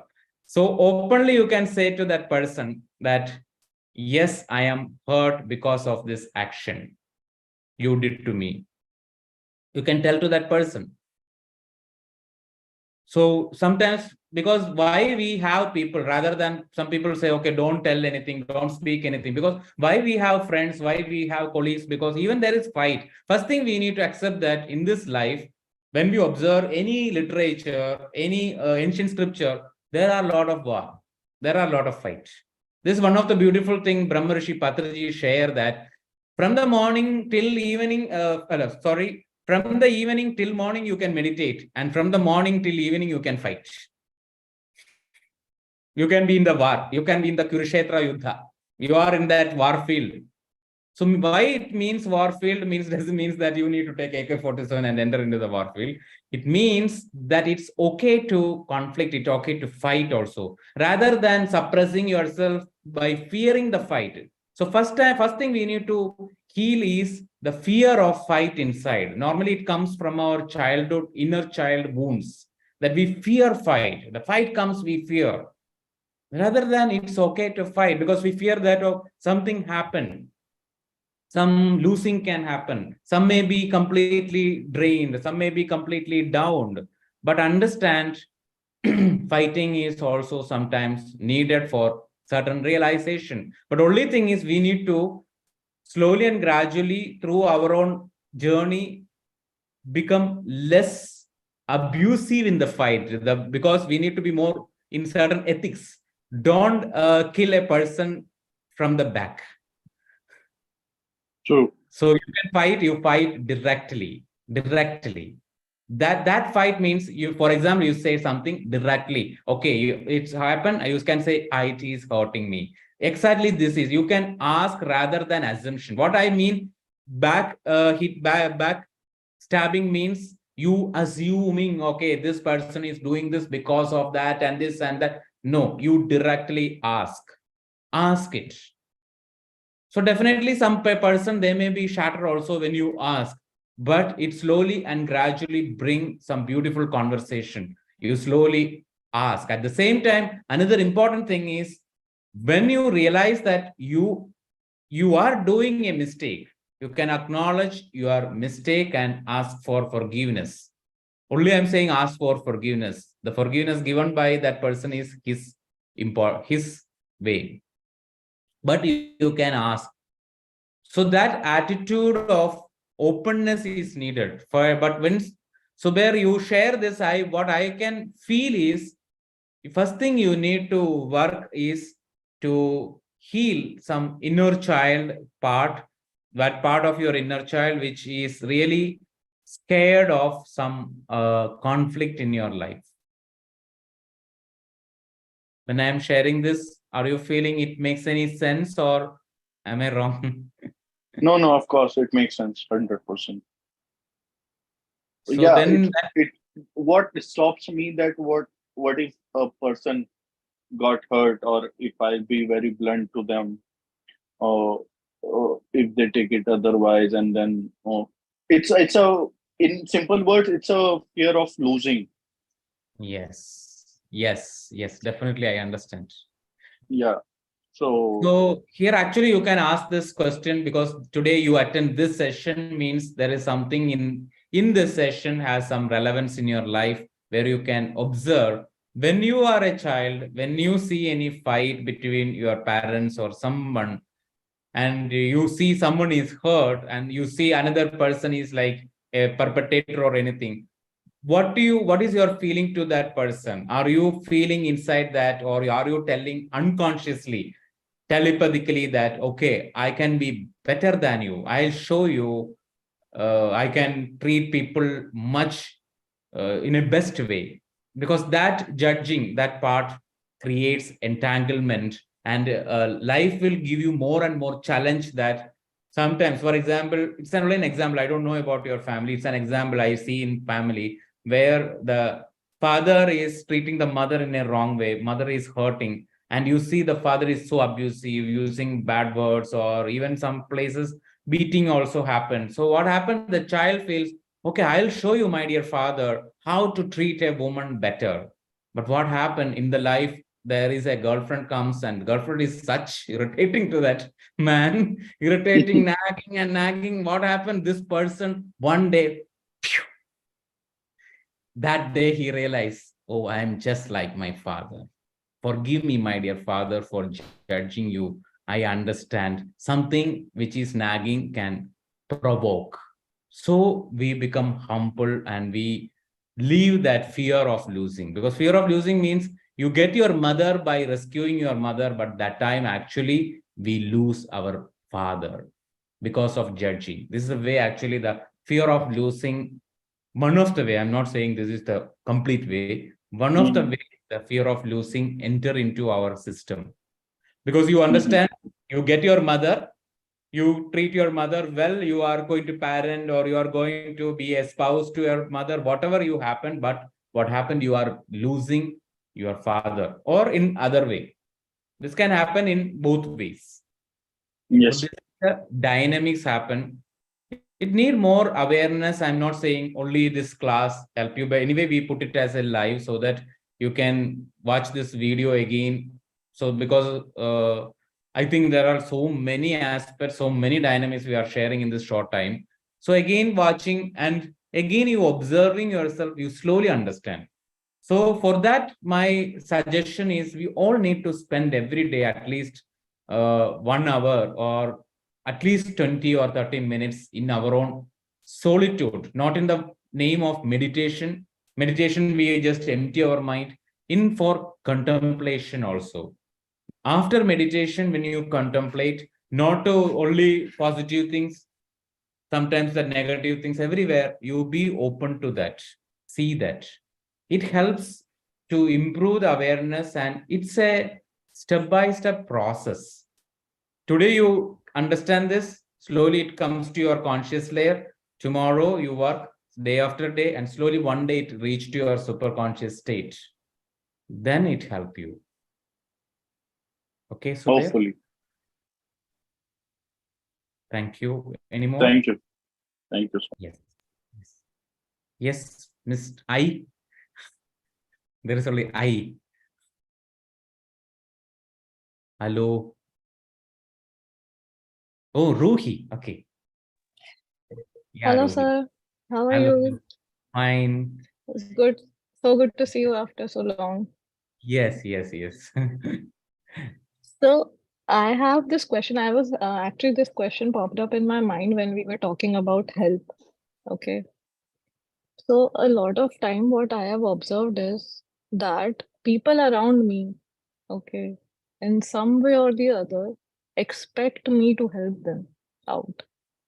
It might be with something, just, maybe just by talking, or it might be sometimes with some things, or, anything that's going around with them. And if I'm not able to extend that help, maybe because I'm also not in that mind frame, maybe something is going on with me, then people get offended. or they might feel that, okay, I'm not helping them. So I just wanted to, and I know this, that I cannot help them, like you said. Like, we cannot help anyone, even if we think that we are. We can just maybe be a support for them, listen, or maybe also if we are listening, then I mean, we are in habit of advising also unknowingly. But I just want to know, so how in that situation, when I know that I am not able to help, but the other person is expecting that, Yes. how to make them understand or just leave it at that? Yes, understand. Actually, Rohi, you need to deeply observe that when is the first time in your life you feel this person has the ability to help and that person didn't do that? Whom in your life Yes. you feel that this person can help? For example, I already shared, okay, your uncle can help in the situation, or mother can help, or father can help. Mm-hmm. But that is the possibility. A child is seeing that potential in that person, but that person is not helping. Yes. So that time Yeah. also, the part of ourself unconsciously telling to that person that I will show Mm. you in the way I help people, Mm-hmm. and I be a very Oh, big helper. I'm a great helper than you. I'm better than you. So when you yes. identify with that person, now in a meditation also, not this meditation, when any meditation you can tell, whatever you identified, you can tell to that person, I am not better or lesser than you. I am as same as you. I'm just like you. So forgive Mm. me to judge and denying or Mm. reject your love. Because whenever we feel better than someone, we stop receiving. Because love is like an energy which flow from higher to lower. Mm. Okay, when you both are in the Yes. same place, it flow. But once a person is higher and Mm. another person is lower, it never flow. Only from higher to lower it flow. So even when Yes. that flow happened from the ancestor to us, ancestor is in the higher space, it Mm. is flowing. It doesn't mean that True. greater or anything. They are in that Mm. hierarchy Yeah. space. Yes. So the moment when you feel you are greater means you reach to the higher than your ancestor and you are unable to experience the love. So that time we need to Yeah. come down. So in Ground front of ourselves. our, yes, We need hello. to ground ourselves. Hello. Yeah, we need to ground ourselves, especially to our parents. One of the statement which is very powerful is we can tell to our father and mother that you are big and I am small. Mm. How much we grow, because Of that course. that you can understand. You have a child, if that child is in teenage or that child is even married or that child have another kid, still for you that is Yes. a child for you. That's It's parenting. so true. So always you can Yes. tell you are big and I'm small. Sometimes through our education, through our experience, even through the spiritual discourse, through our meditation, sometimes we feel, even I felt, okay, after I learned all these things, when I got my master, I have a Dr. Newton, okay, fine. Then I felt in front of my father and mother that, okay, I am big and you are small. I have all these things. Then what happened? I started depriving in my life like anything, deprival of so many Mm. things because the love is not flowing. I'm not saying they are not giving. Yeah. Is I am unable to receive because I am in the top. To receive. Otherwise, I need a motor, Yes. a pump to. It's not happening. Yeah. Okay. Okay, sir. Yeah. Thanks for Observe. answering. Thank you. Yes. Yeah.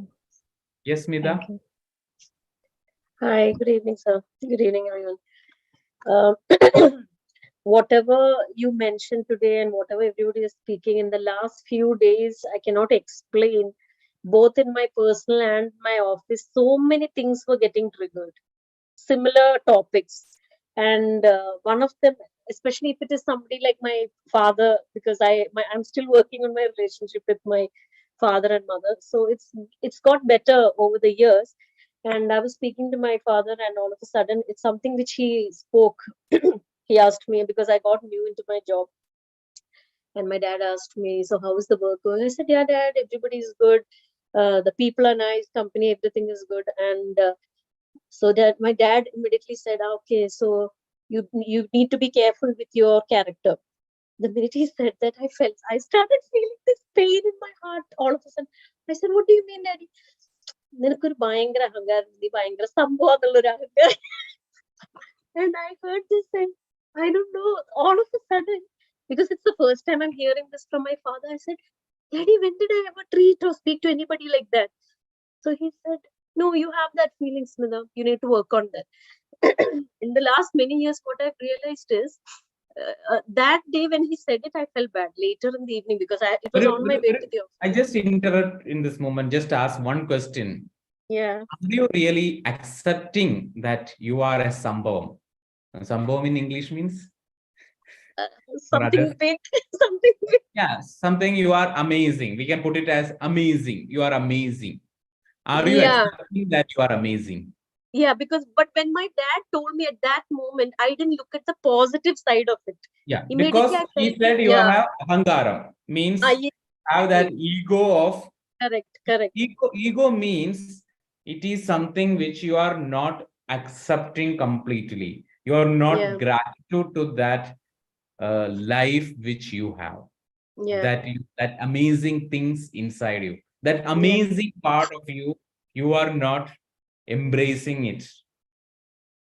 So that is called, for example, if I am rich, okay, if I am very rich person, I have everything what I can get from the money, but still I am for example, one of the client, I see this interestingly, it's not a judgment or anything. She comes actually, she has a Audi car, she has a BMW, but she's coming with one complaint that she don't have some Mercedes Benz. Even she can buy it because she is amazing, she's super rich, but she's not acknowledging that and still complaining on that. That is ahangar. Because you can get it, because you are not seeing what you have also. That is ahangar. So when you get this answer from your father, means it's one side it is a compliment, another side it's showing you that it's time to be grateful of who you are to you. Not grateful of something experience. Grateful to yourself, because maybe a part of ourself feels I'm lesser than something.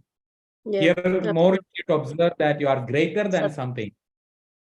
Where you feel maybe with your father, with your mother, somewhere maybe sometimes when you feel my father is a hero, you tell to your father that, my dear father, I am lesser than you. It's not like small or big. Lesser means in the level of what we call it. He said, I am lesser. You are the hero. And I want you always the big. Sometimes child suffer like that. Make our father hero. Your father is hero for you? Yes, absolutely. Absolutely. Don't make our father or mother hero. It's a suffering. Our father is father, mother is mother. That's it. They are not hero. They are not Superman. They are not God. They are father and mother. That's the first thing. Then we can realize their consciousness. Once you realize that you are God, then you understand that they are also God. Before knowing they are God, it is your life is finished. Otherwise, you need to accept that, okay, they are God. My father is God, my mother is God, and I am God. Then it is okay. Sometimes say, oh, my father is God, my mother is God, and I am the devil. Now life is finished.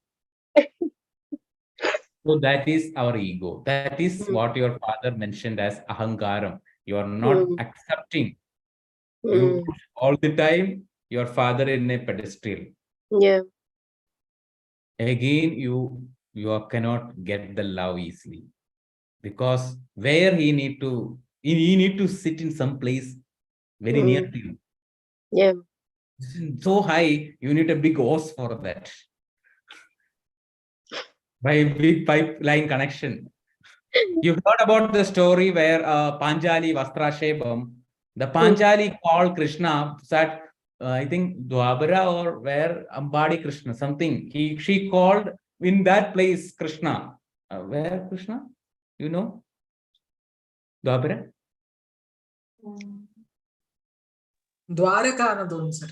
Dwaraga. Okay. Oh, Dwaraga Krishna, please come and help me. So what happened? Krishna comes after some time.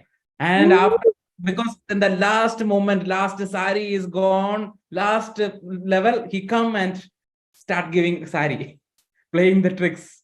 But what happened after that? Panjali is angry at Krishna and tell to Krishna that why you said to why you reached so late. Or you really want to see me so much humiliated? So Krishna says, you called me from Dwaraga to come here. I need time. So when you call Krishna, I can come easily. But you said I need to come from that place. So what happened? I am so near you. I go there, take a train and come here. So this is happening. When you put your father in pedestal, you lack. Because to get the love, you need to bring him down. So what happened? Your father always show, even you can observe in your life experience. Is your father in your eyes, your father show certain experience or certain things which you feel like he's doing something lesser. I don't expect that from my father. Yeah. Because he is trying to come down, sit near you. Just one step above so that he can easily pour. Otherwise, you are putting your glass and you expect it from the jar in the front, the 10th floor, he need to pour water on your glass. Is it possible? You get glass water. You don't get water. Everything somewhere. Yeah. Either you need to raise there or he need to come down. It both are very disturbing. That's why some people are in challenge. I see one boy, he put his father on the pedestal, high pedestal. He is the hero, super hero. What happened? This child is all the time trying and trying and trying. He cannot reach to there, and father is such an abusive to this child. So father keep on saying, you are not good enough. How can you reach to their place? I hard work and I reach here. You people, this generation is nonsense. I see in front of me this dynamics because the child put the father on the top. So this is another very important thing. When you ask this question, I can share this also. Thank you for asking that question. Thank you, sir. Okay, so what do you need to do tomorrow? Put your father where he is in the 10th floor, bring him, give a lift, tell him that I am the first floor. You can at least stay in the second floor. Okay, that's better. Thank you. Okay, thank you. So now Thank it's you. time for meditation. I think all of your questions are over, or anything more, we can take it later.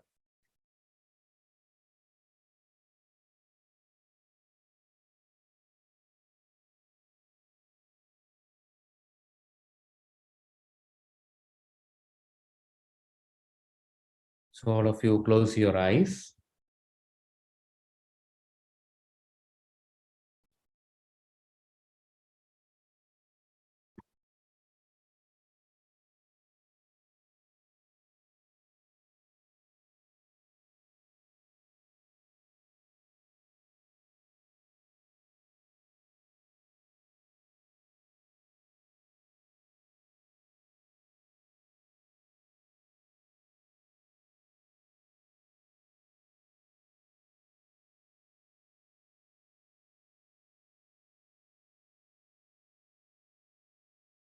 First, when you close your eyes, I'd like you to completely observe your body from your head down to your toes.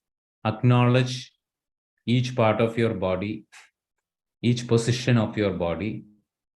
That placement of each organ in your body means your brain is in your head, your heart is in that chest area. So when you down, you acknowledge those organs. They are sitting in the right place. So completely acknowledge that right placement of everything in your body, everything in your energy system. So once you close your eyes, First, you completely observe your head. Totally feel your head, experience your head. Down and down to your forehead. Down and down to your eyes, right eye, left eye. Ears, right ear, left ear. Down and down to your nose, cheeks, lips, upper lip, lower lip, chin, all the way down and down to neck and throat area. Down and down to your right shoulder, left shoulder, right upper arm, left upper arm, right elbow, left elbow, right wrist, left wrist, right fingers, left fingers. Completely attending your chest, down and down to your abdomen, giving all your attention on your back, upper back, middle back, lower back, your buttocks, your genitals, your thighs, your knees, your calf muscles, your ankles, and your toes. Take a deep breath, inhale, exhale through your mouth like a breeze. Another breath, you take a deep breath, inhale, exhale through your mouth like a breeze.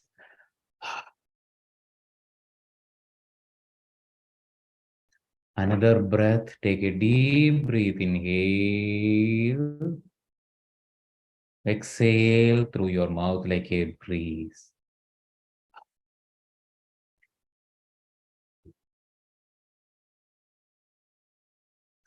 For another just 30 seconds, I like all of you to observing the natural normal breath, the breath which is coming to you, breath which is staying with you, and breath which is relaxing from you.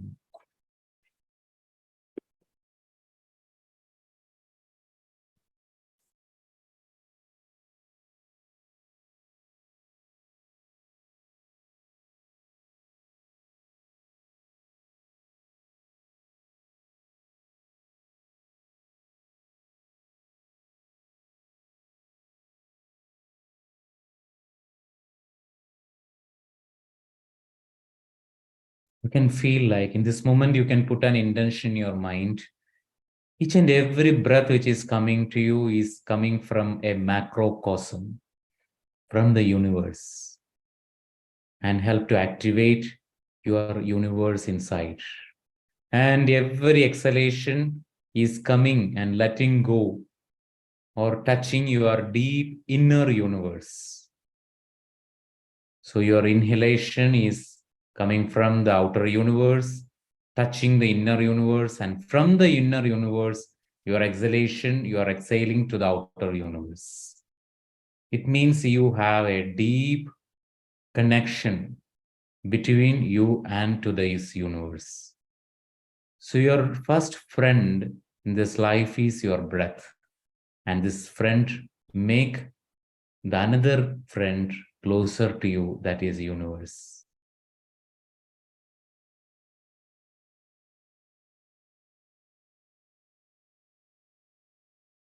So keep on indenting and feeling inside that universe is my friend.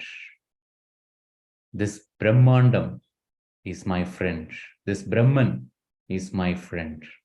This Nirguna Parabrahma is my friend. That is existing outside of me and that existing inside of me. Deep inside, I am Nirguna Parabrahman, and deep outside, there is Nirguna Parabrahma. When it comes to you, you are Parabrahman. It comes out, it's Parabrahma. Feel it. Once it is touching you, that is Nirguna Parabrahman, you feel, I am.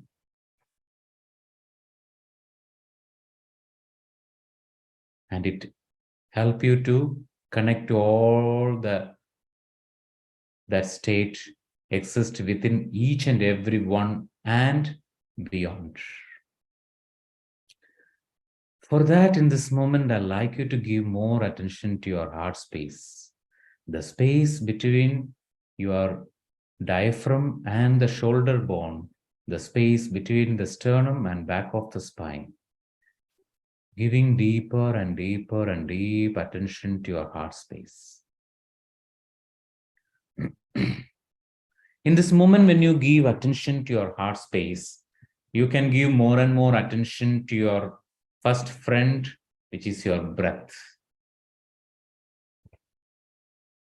So each and every breath is coming to you.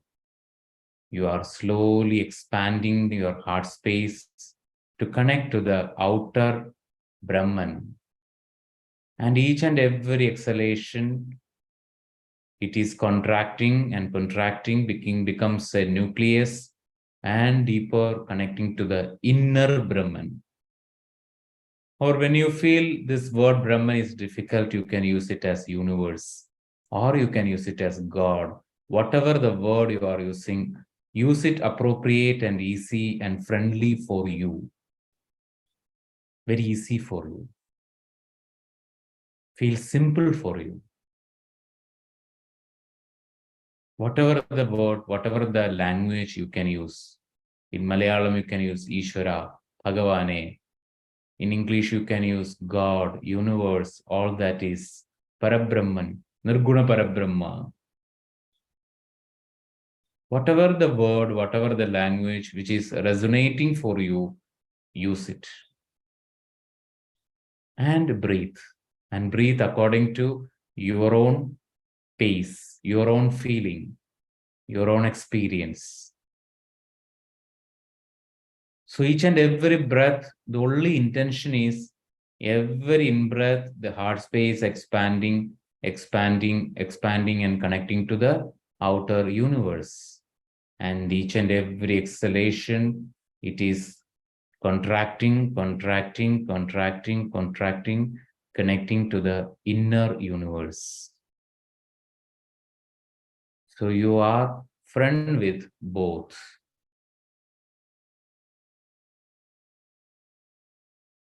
Even you are in this journey of connecting with the outer and inner universe. In this moment, heart space is the space where your astral body, Sukshma Sharira, situated.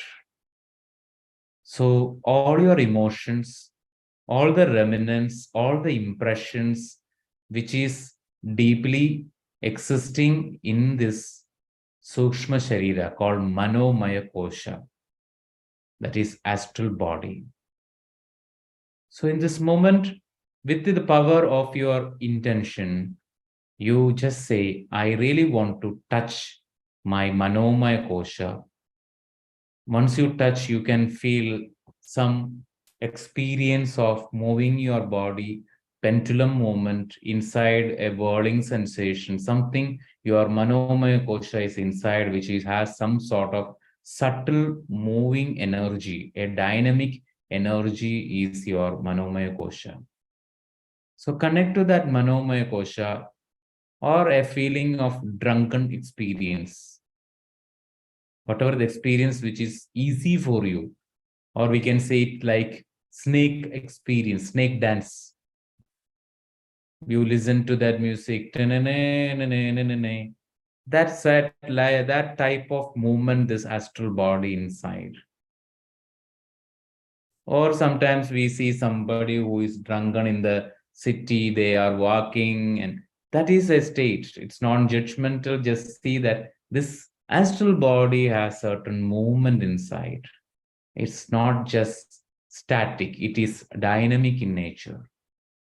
In that dynamic nature, when you deeply observe and you can ask from your deep self, what are the impressions, emotions which still carry or which existing is creating some restlessness, disturbance, or it is not allowing you to free movement of this astral body or binding or create a bondage to this astral body.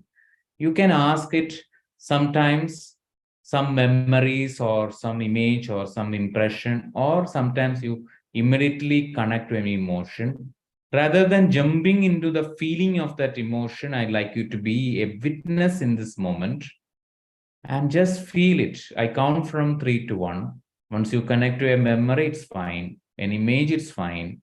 Whatever comes except 3, which is blocking you to create something new in this life. I like you to specifically connect to a memory or the emotion in your astral body, which is a binding force, not allowing you to create or move forward in your life. 2, completely trust whatever comes. It can be a person, it can be a memory, it can be anything which is a binding force, like a entanglement for you. And 1, trust whatever spontaneously coming to you and deeply observe what is that negative emotion, because binding force is not a positive emotion. Binding force is always a negative emotion. It can be fear, it can be grief, it can be anger, it can be rage, hatred, jealous. Whatever it is, totally acknowledge as it is and observe the impressions deeply associating with this emotion and this memory or the person or the situation or the thing or anything. Once you get it, completely feel and keep on breathing. One part of your breath keep on help you to connect to the outer universe and inner universe. One part of your awareness is experiencing your astral body, that dynamism, and seeing the subtle disturbance existing. And one of the disturbance which is blocking your manifestation, you are connected right now. So once you connect it, once you feel it, in this moment, you can observe, is all these emotions, all these impression, is it possible for me to carry in a 1 liter jar or carry in a big tumbler? In what way I can carry in a crystal jar? And you can understand the number of jar, how many liters of this experience, just quantifying it. It's a process of to quantifying the emotion, the percentage of that emotion existing. It's the witness principle associating right now. So completely quantify it, feel it like a liquid form. And definitely that liquid has a specific color in this moment. Feel that color, that colorful liquid in the jar. It can be 1 jar, 10 jar, or it can be big jar, small jar. It all according to your preference inside, feelings inside.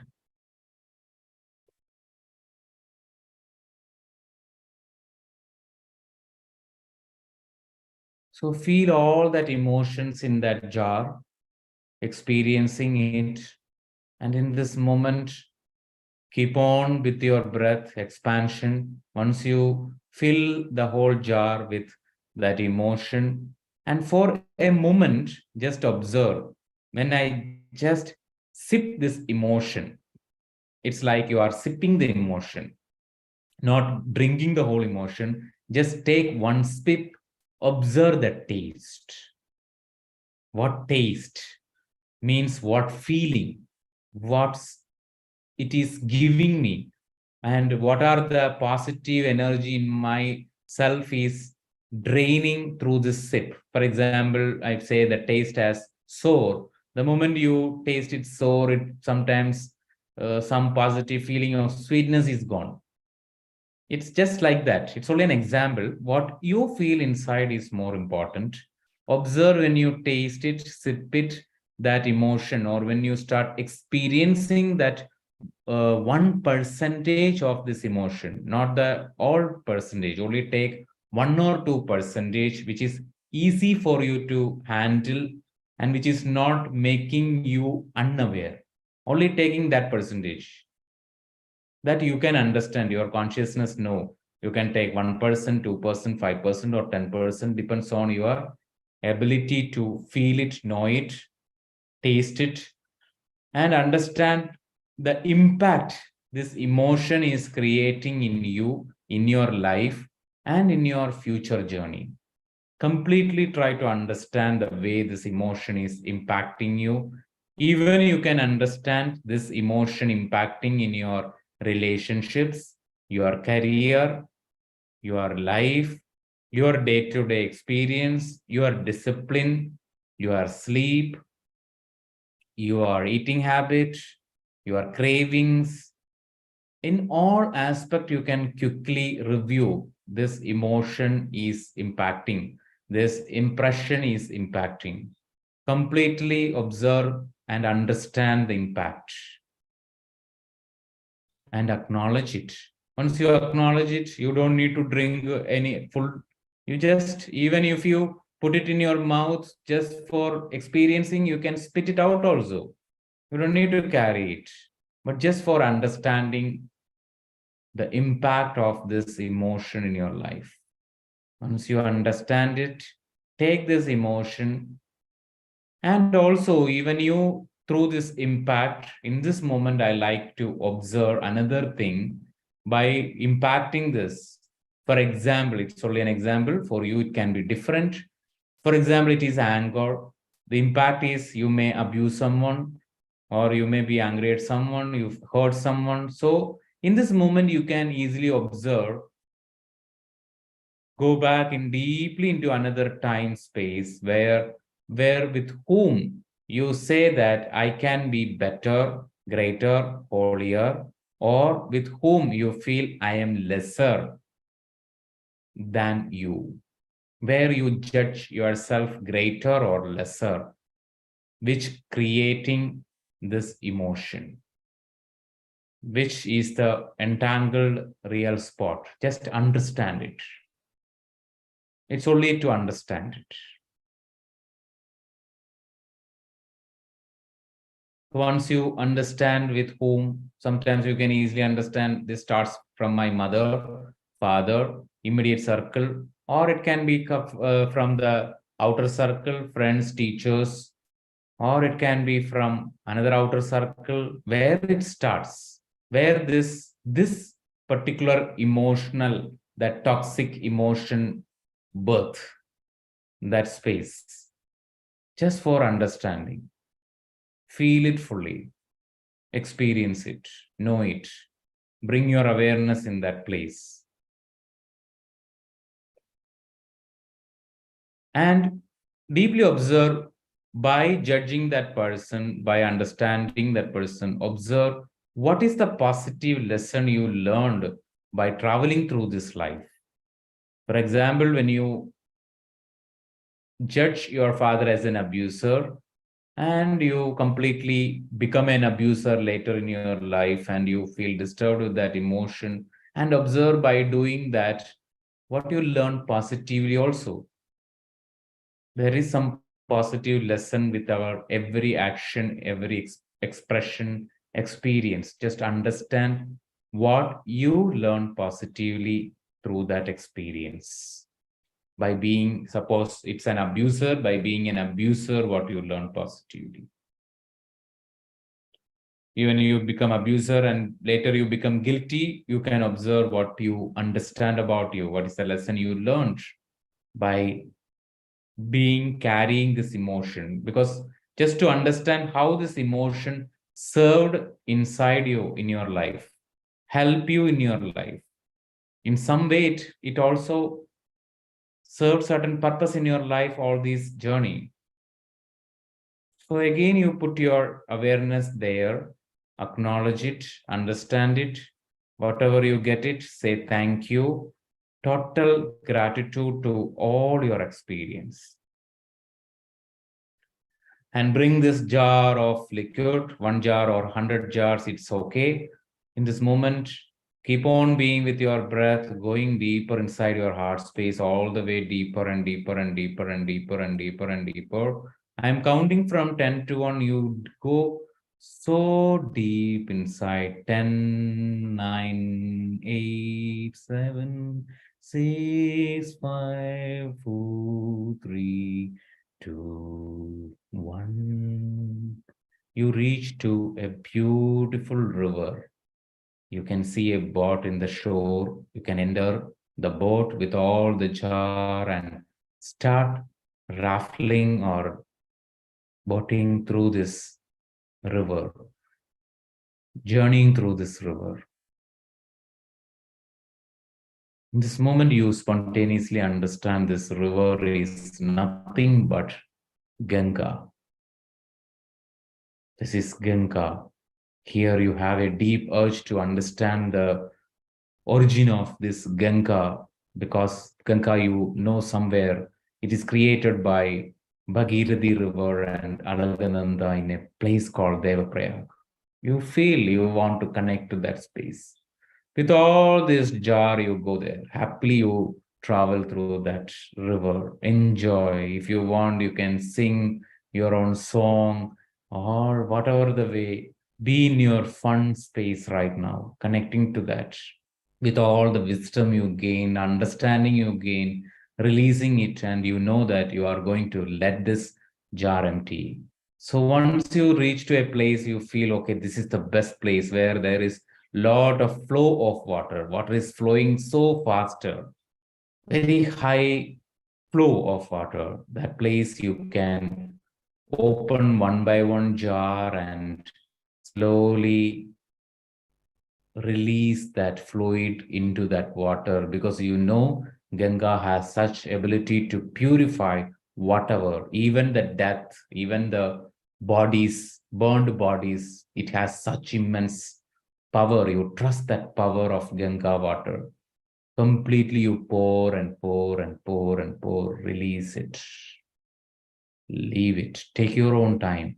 And you can wash each jar. For example, if you have 5 jars, you wash every jar and completely be in that empty, that emptiness.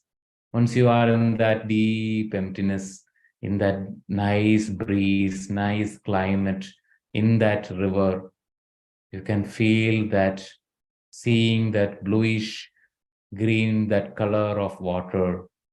You can experiencing and feel blessed, divine in that moment.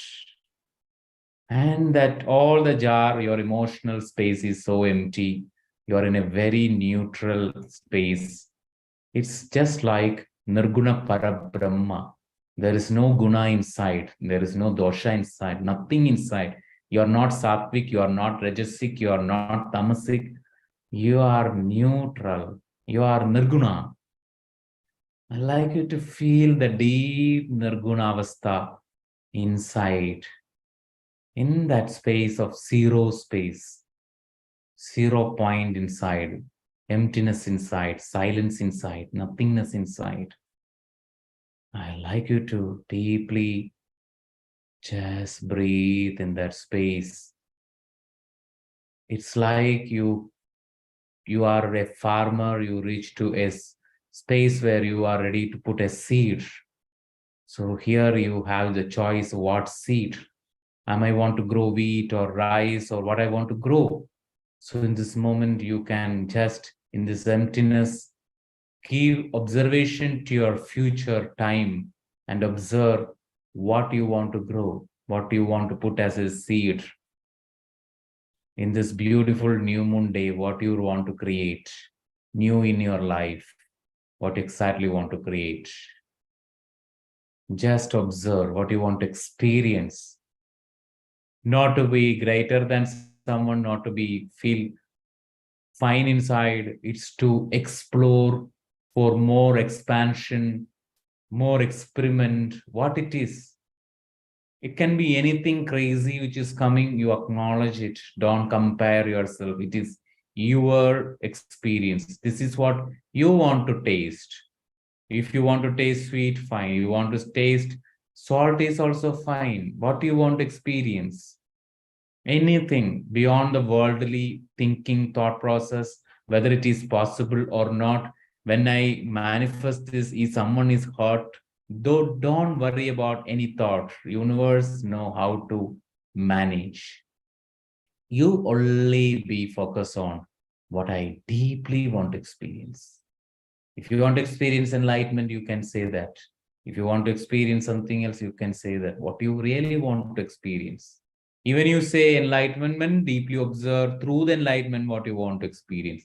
To connect to the deeper, deeper and deeper experience you really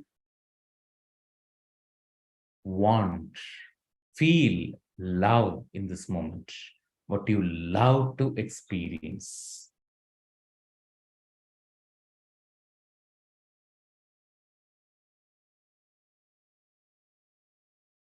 Once you feel that love to experience energy, once you understand what you love to create in your future times, it can be nearby or far away future, doesn't matter, but the seed you are putting right now. Once you understand the seed, once you understand it, now in this moment, I like you to sow that seed in this Nirguna space inside, that inner universe space, deeper heart space with a lot of love. And in this moment, I like you to take whatever the emotion you really want to grow, like watering this, you need something, some sort of emotion, some food is needed. So that food is emotion, food is thought, food is some lessons, wisdom, what you need to grow this, watering it. So once you understand that emotion, you ask the Ganga, when I fill in my jar, this jar is filled with that emotion, which I really love to experience, to watering my seed every day, to bring it into my awareness, or this emotion give you awareness more. So you completely, with total trust to Ganga, that yes, when I am taking this jar filled with this water of Ganga, this water is filled with those emotion which bring more awareness, clarity to grow the seed which I put in my deep consciousness in the 0 point field.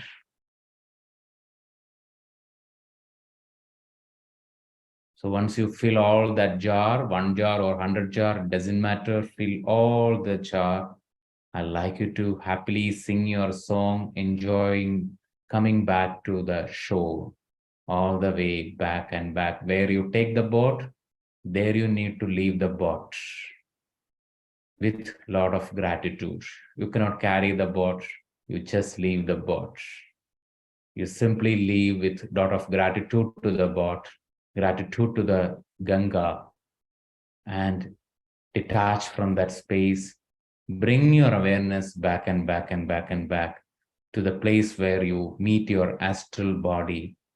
In this moment, all the way back in the heart space, to that space, you feel your astral body, experience your astral body, dancing body inside, dynamic body inside. In this moment, I like you to pour all these water inside that body.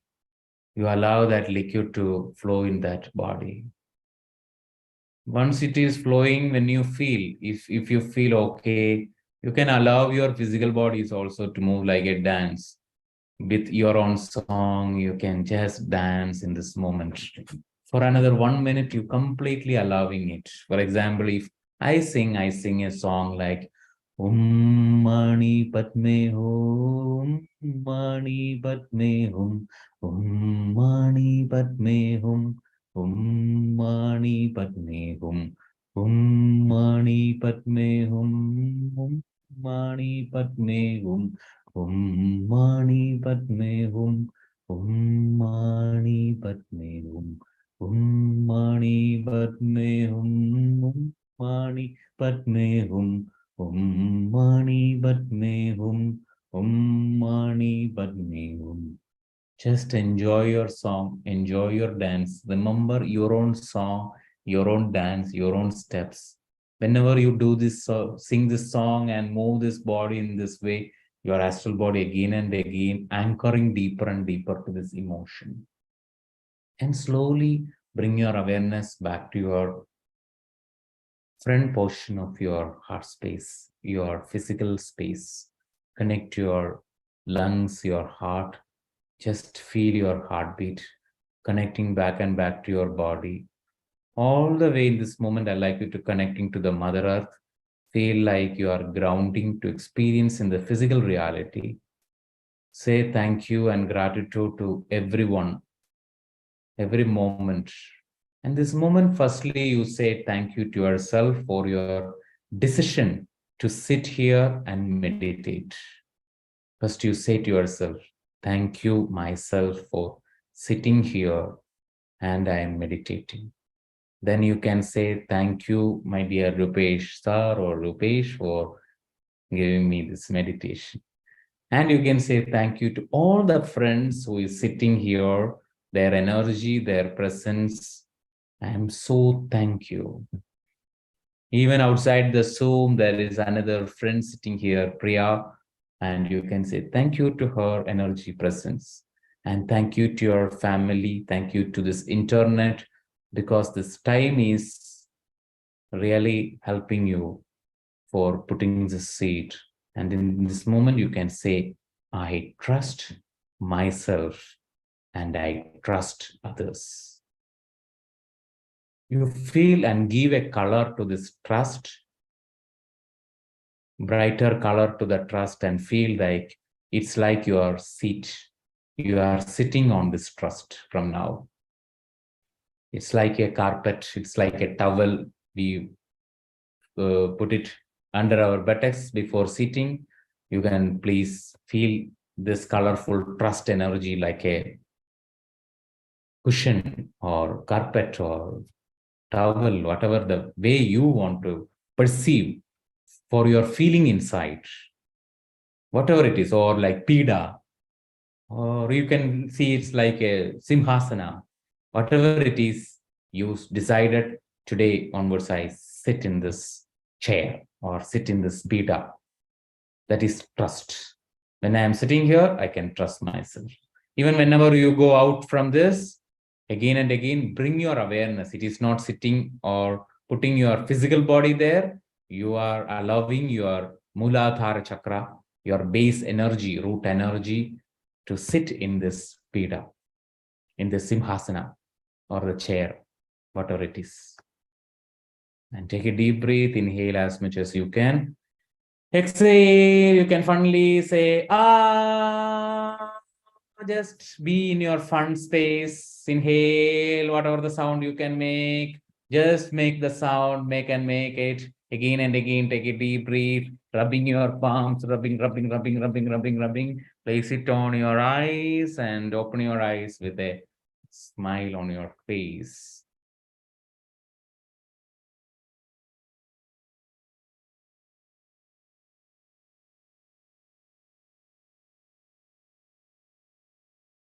I know this session go long. We say 7 to 8. Now it is 9:22. So first of all, I am grateful for your patience to sit and your dedication. It's more than patience. You are very dedicated souls. Thank you for your dedication, because that's an inspiration. That's why I can take long. If you want to share anything, you can share, or otherwise we can wind up, because tomorrow onwards again I'm in silence. So pray for my inner silence. Yes, Naina. Sir, can I share? Yes, definitely. Sir, past few days, what I was contemplating was on a inner child memory which opened up from maybe 8 years of age, where the core feeling was today's topic, like people around me never denied my existence as a child. Because there was some event happening in the family where everybody was talking in front of me, where I understand everything what they are speaking, but they think that I'm a child. So they thought like she won't understand anything, but I understand everything. So I was I was working on the trust issue, the betrayal part I was experiencing in my adult life. So I went into this memory where I am extremely angry that people around me denied my existence. They are simply talking like, and from there I took a belief like people can't be trusted. So everyone I met in my life, they broke my trust. And whenever I go back to this memory, I was in intense anger. And I was sitting with this anger. The intensity of the anger was coming down, but I didn't know how to come out of it because that anger was remaining. So today I went to this, I took the same memory. So the jar was not that big, but it was boiling. The water inside the jar was boiling and it is bitter. Then I went into us and the Ganga, it seemed like an ocean. But I get into the boat. There were so many waves. There were dolphins, blue whales in that space. I went into a deep space. But when you asked to pour the water, I couldn't because the water is in a boiling temperature. If I pour that, it will harm the aquatic life in the ocean. So I was confused. How can I pour this? I couldn't trust initially, but suddenly a mermaid came with a bowl and kept and asked me, now you can pour into this. So I poured the boiling water into that. Even I couldn't taste because it's that boiling temperature. It was, so that's what happening in my eye. And the emotion was intense anger. So when I poured it into that, my anger became sadness. Suddenly the anger shifted. Anger is gone. It turned into sadness. I could release it because the mermaid came. So it transmuted that energy and I came back. And when you asked to go into that astral space and go into that dance, I went back to the same place where as a child I was standing there, where it was one of my mother's sister's house. I could clearly, it was in the sit out. I was standing. My mother's sister was there. One of my aunt was there, and I am sitting there in front of them. And once you asked to connect back to that astral body and dance, in that moment, in that dance, they also joined me. Okay. I could come out of that emotion, and a blue pida, a seat appeared, and I could sit on that. And I told myself, I can trust life. And when I was sitting, there is a long queue in my left side, where so many people are sitting there. Okay. So I could totally come out of that emotion.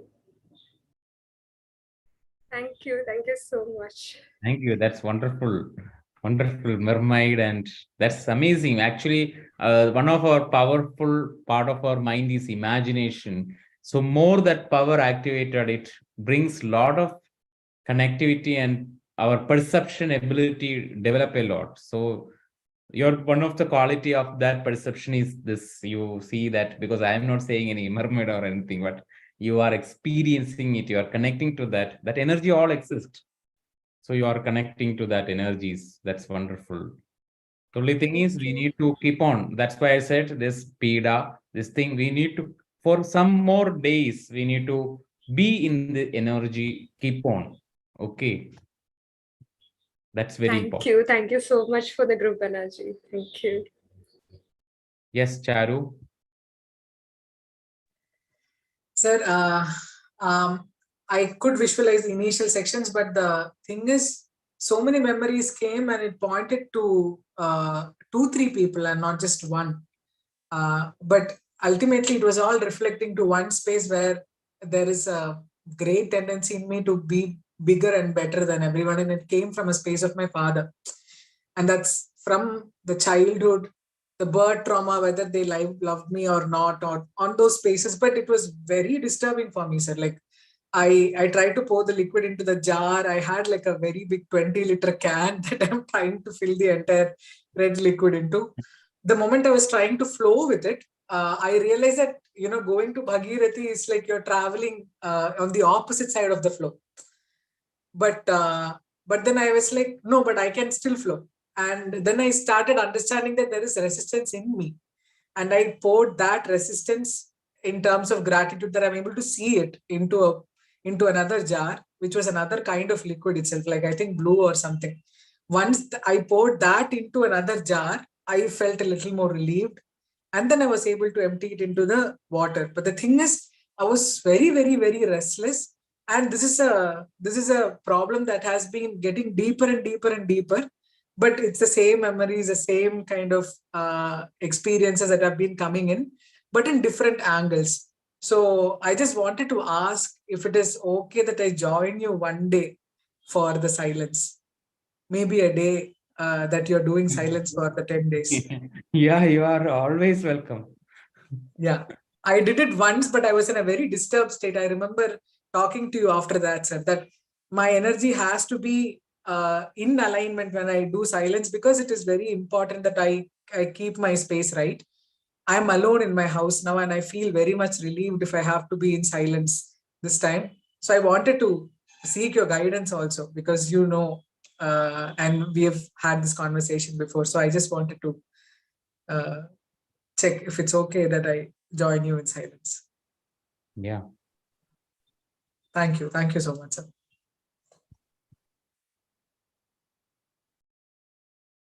Okay, friends. So we can today wind up. If you have any questions, you can put it in the group. Okay, and also share whatever you go through, whatever the meditation which is helping you. You keep share, because so many people start going through such experience. So it becomes a pool of energy. Okay. And also you can ask your doubts. Don't put doubts inside our mind. You can clearly ask your doubt. Anyway, up to 28, I'm not watching, seeing the WhatsApp chats, but after that, you can ask any questions directly or put it in the group also. Okay. So thank you. Thank you so much for giving me this opportunity. Great. Thank you, sir. Thank you so much.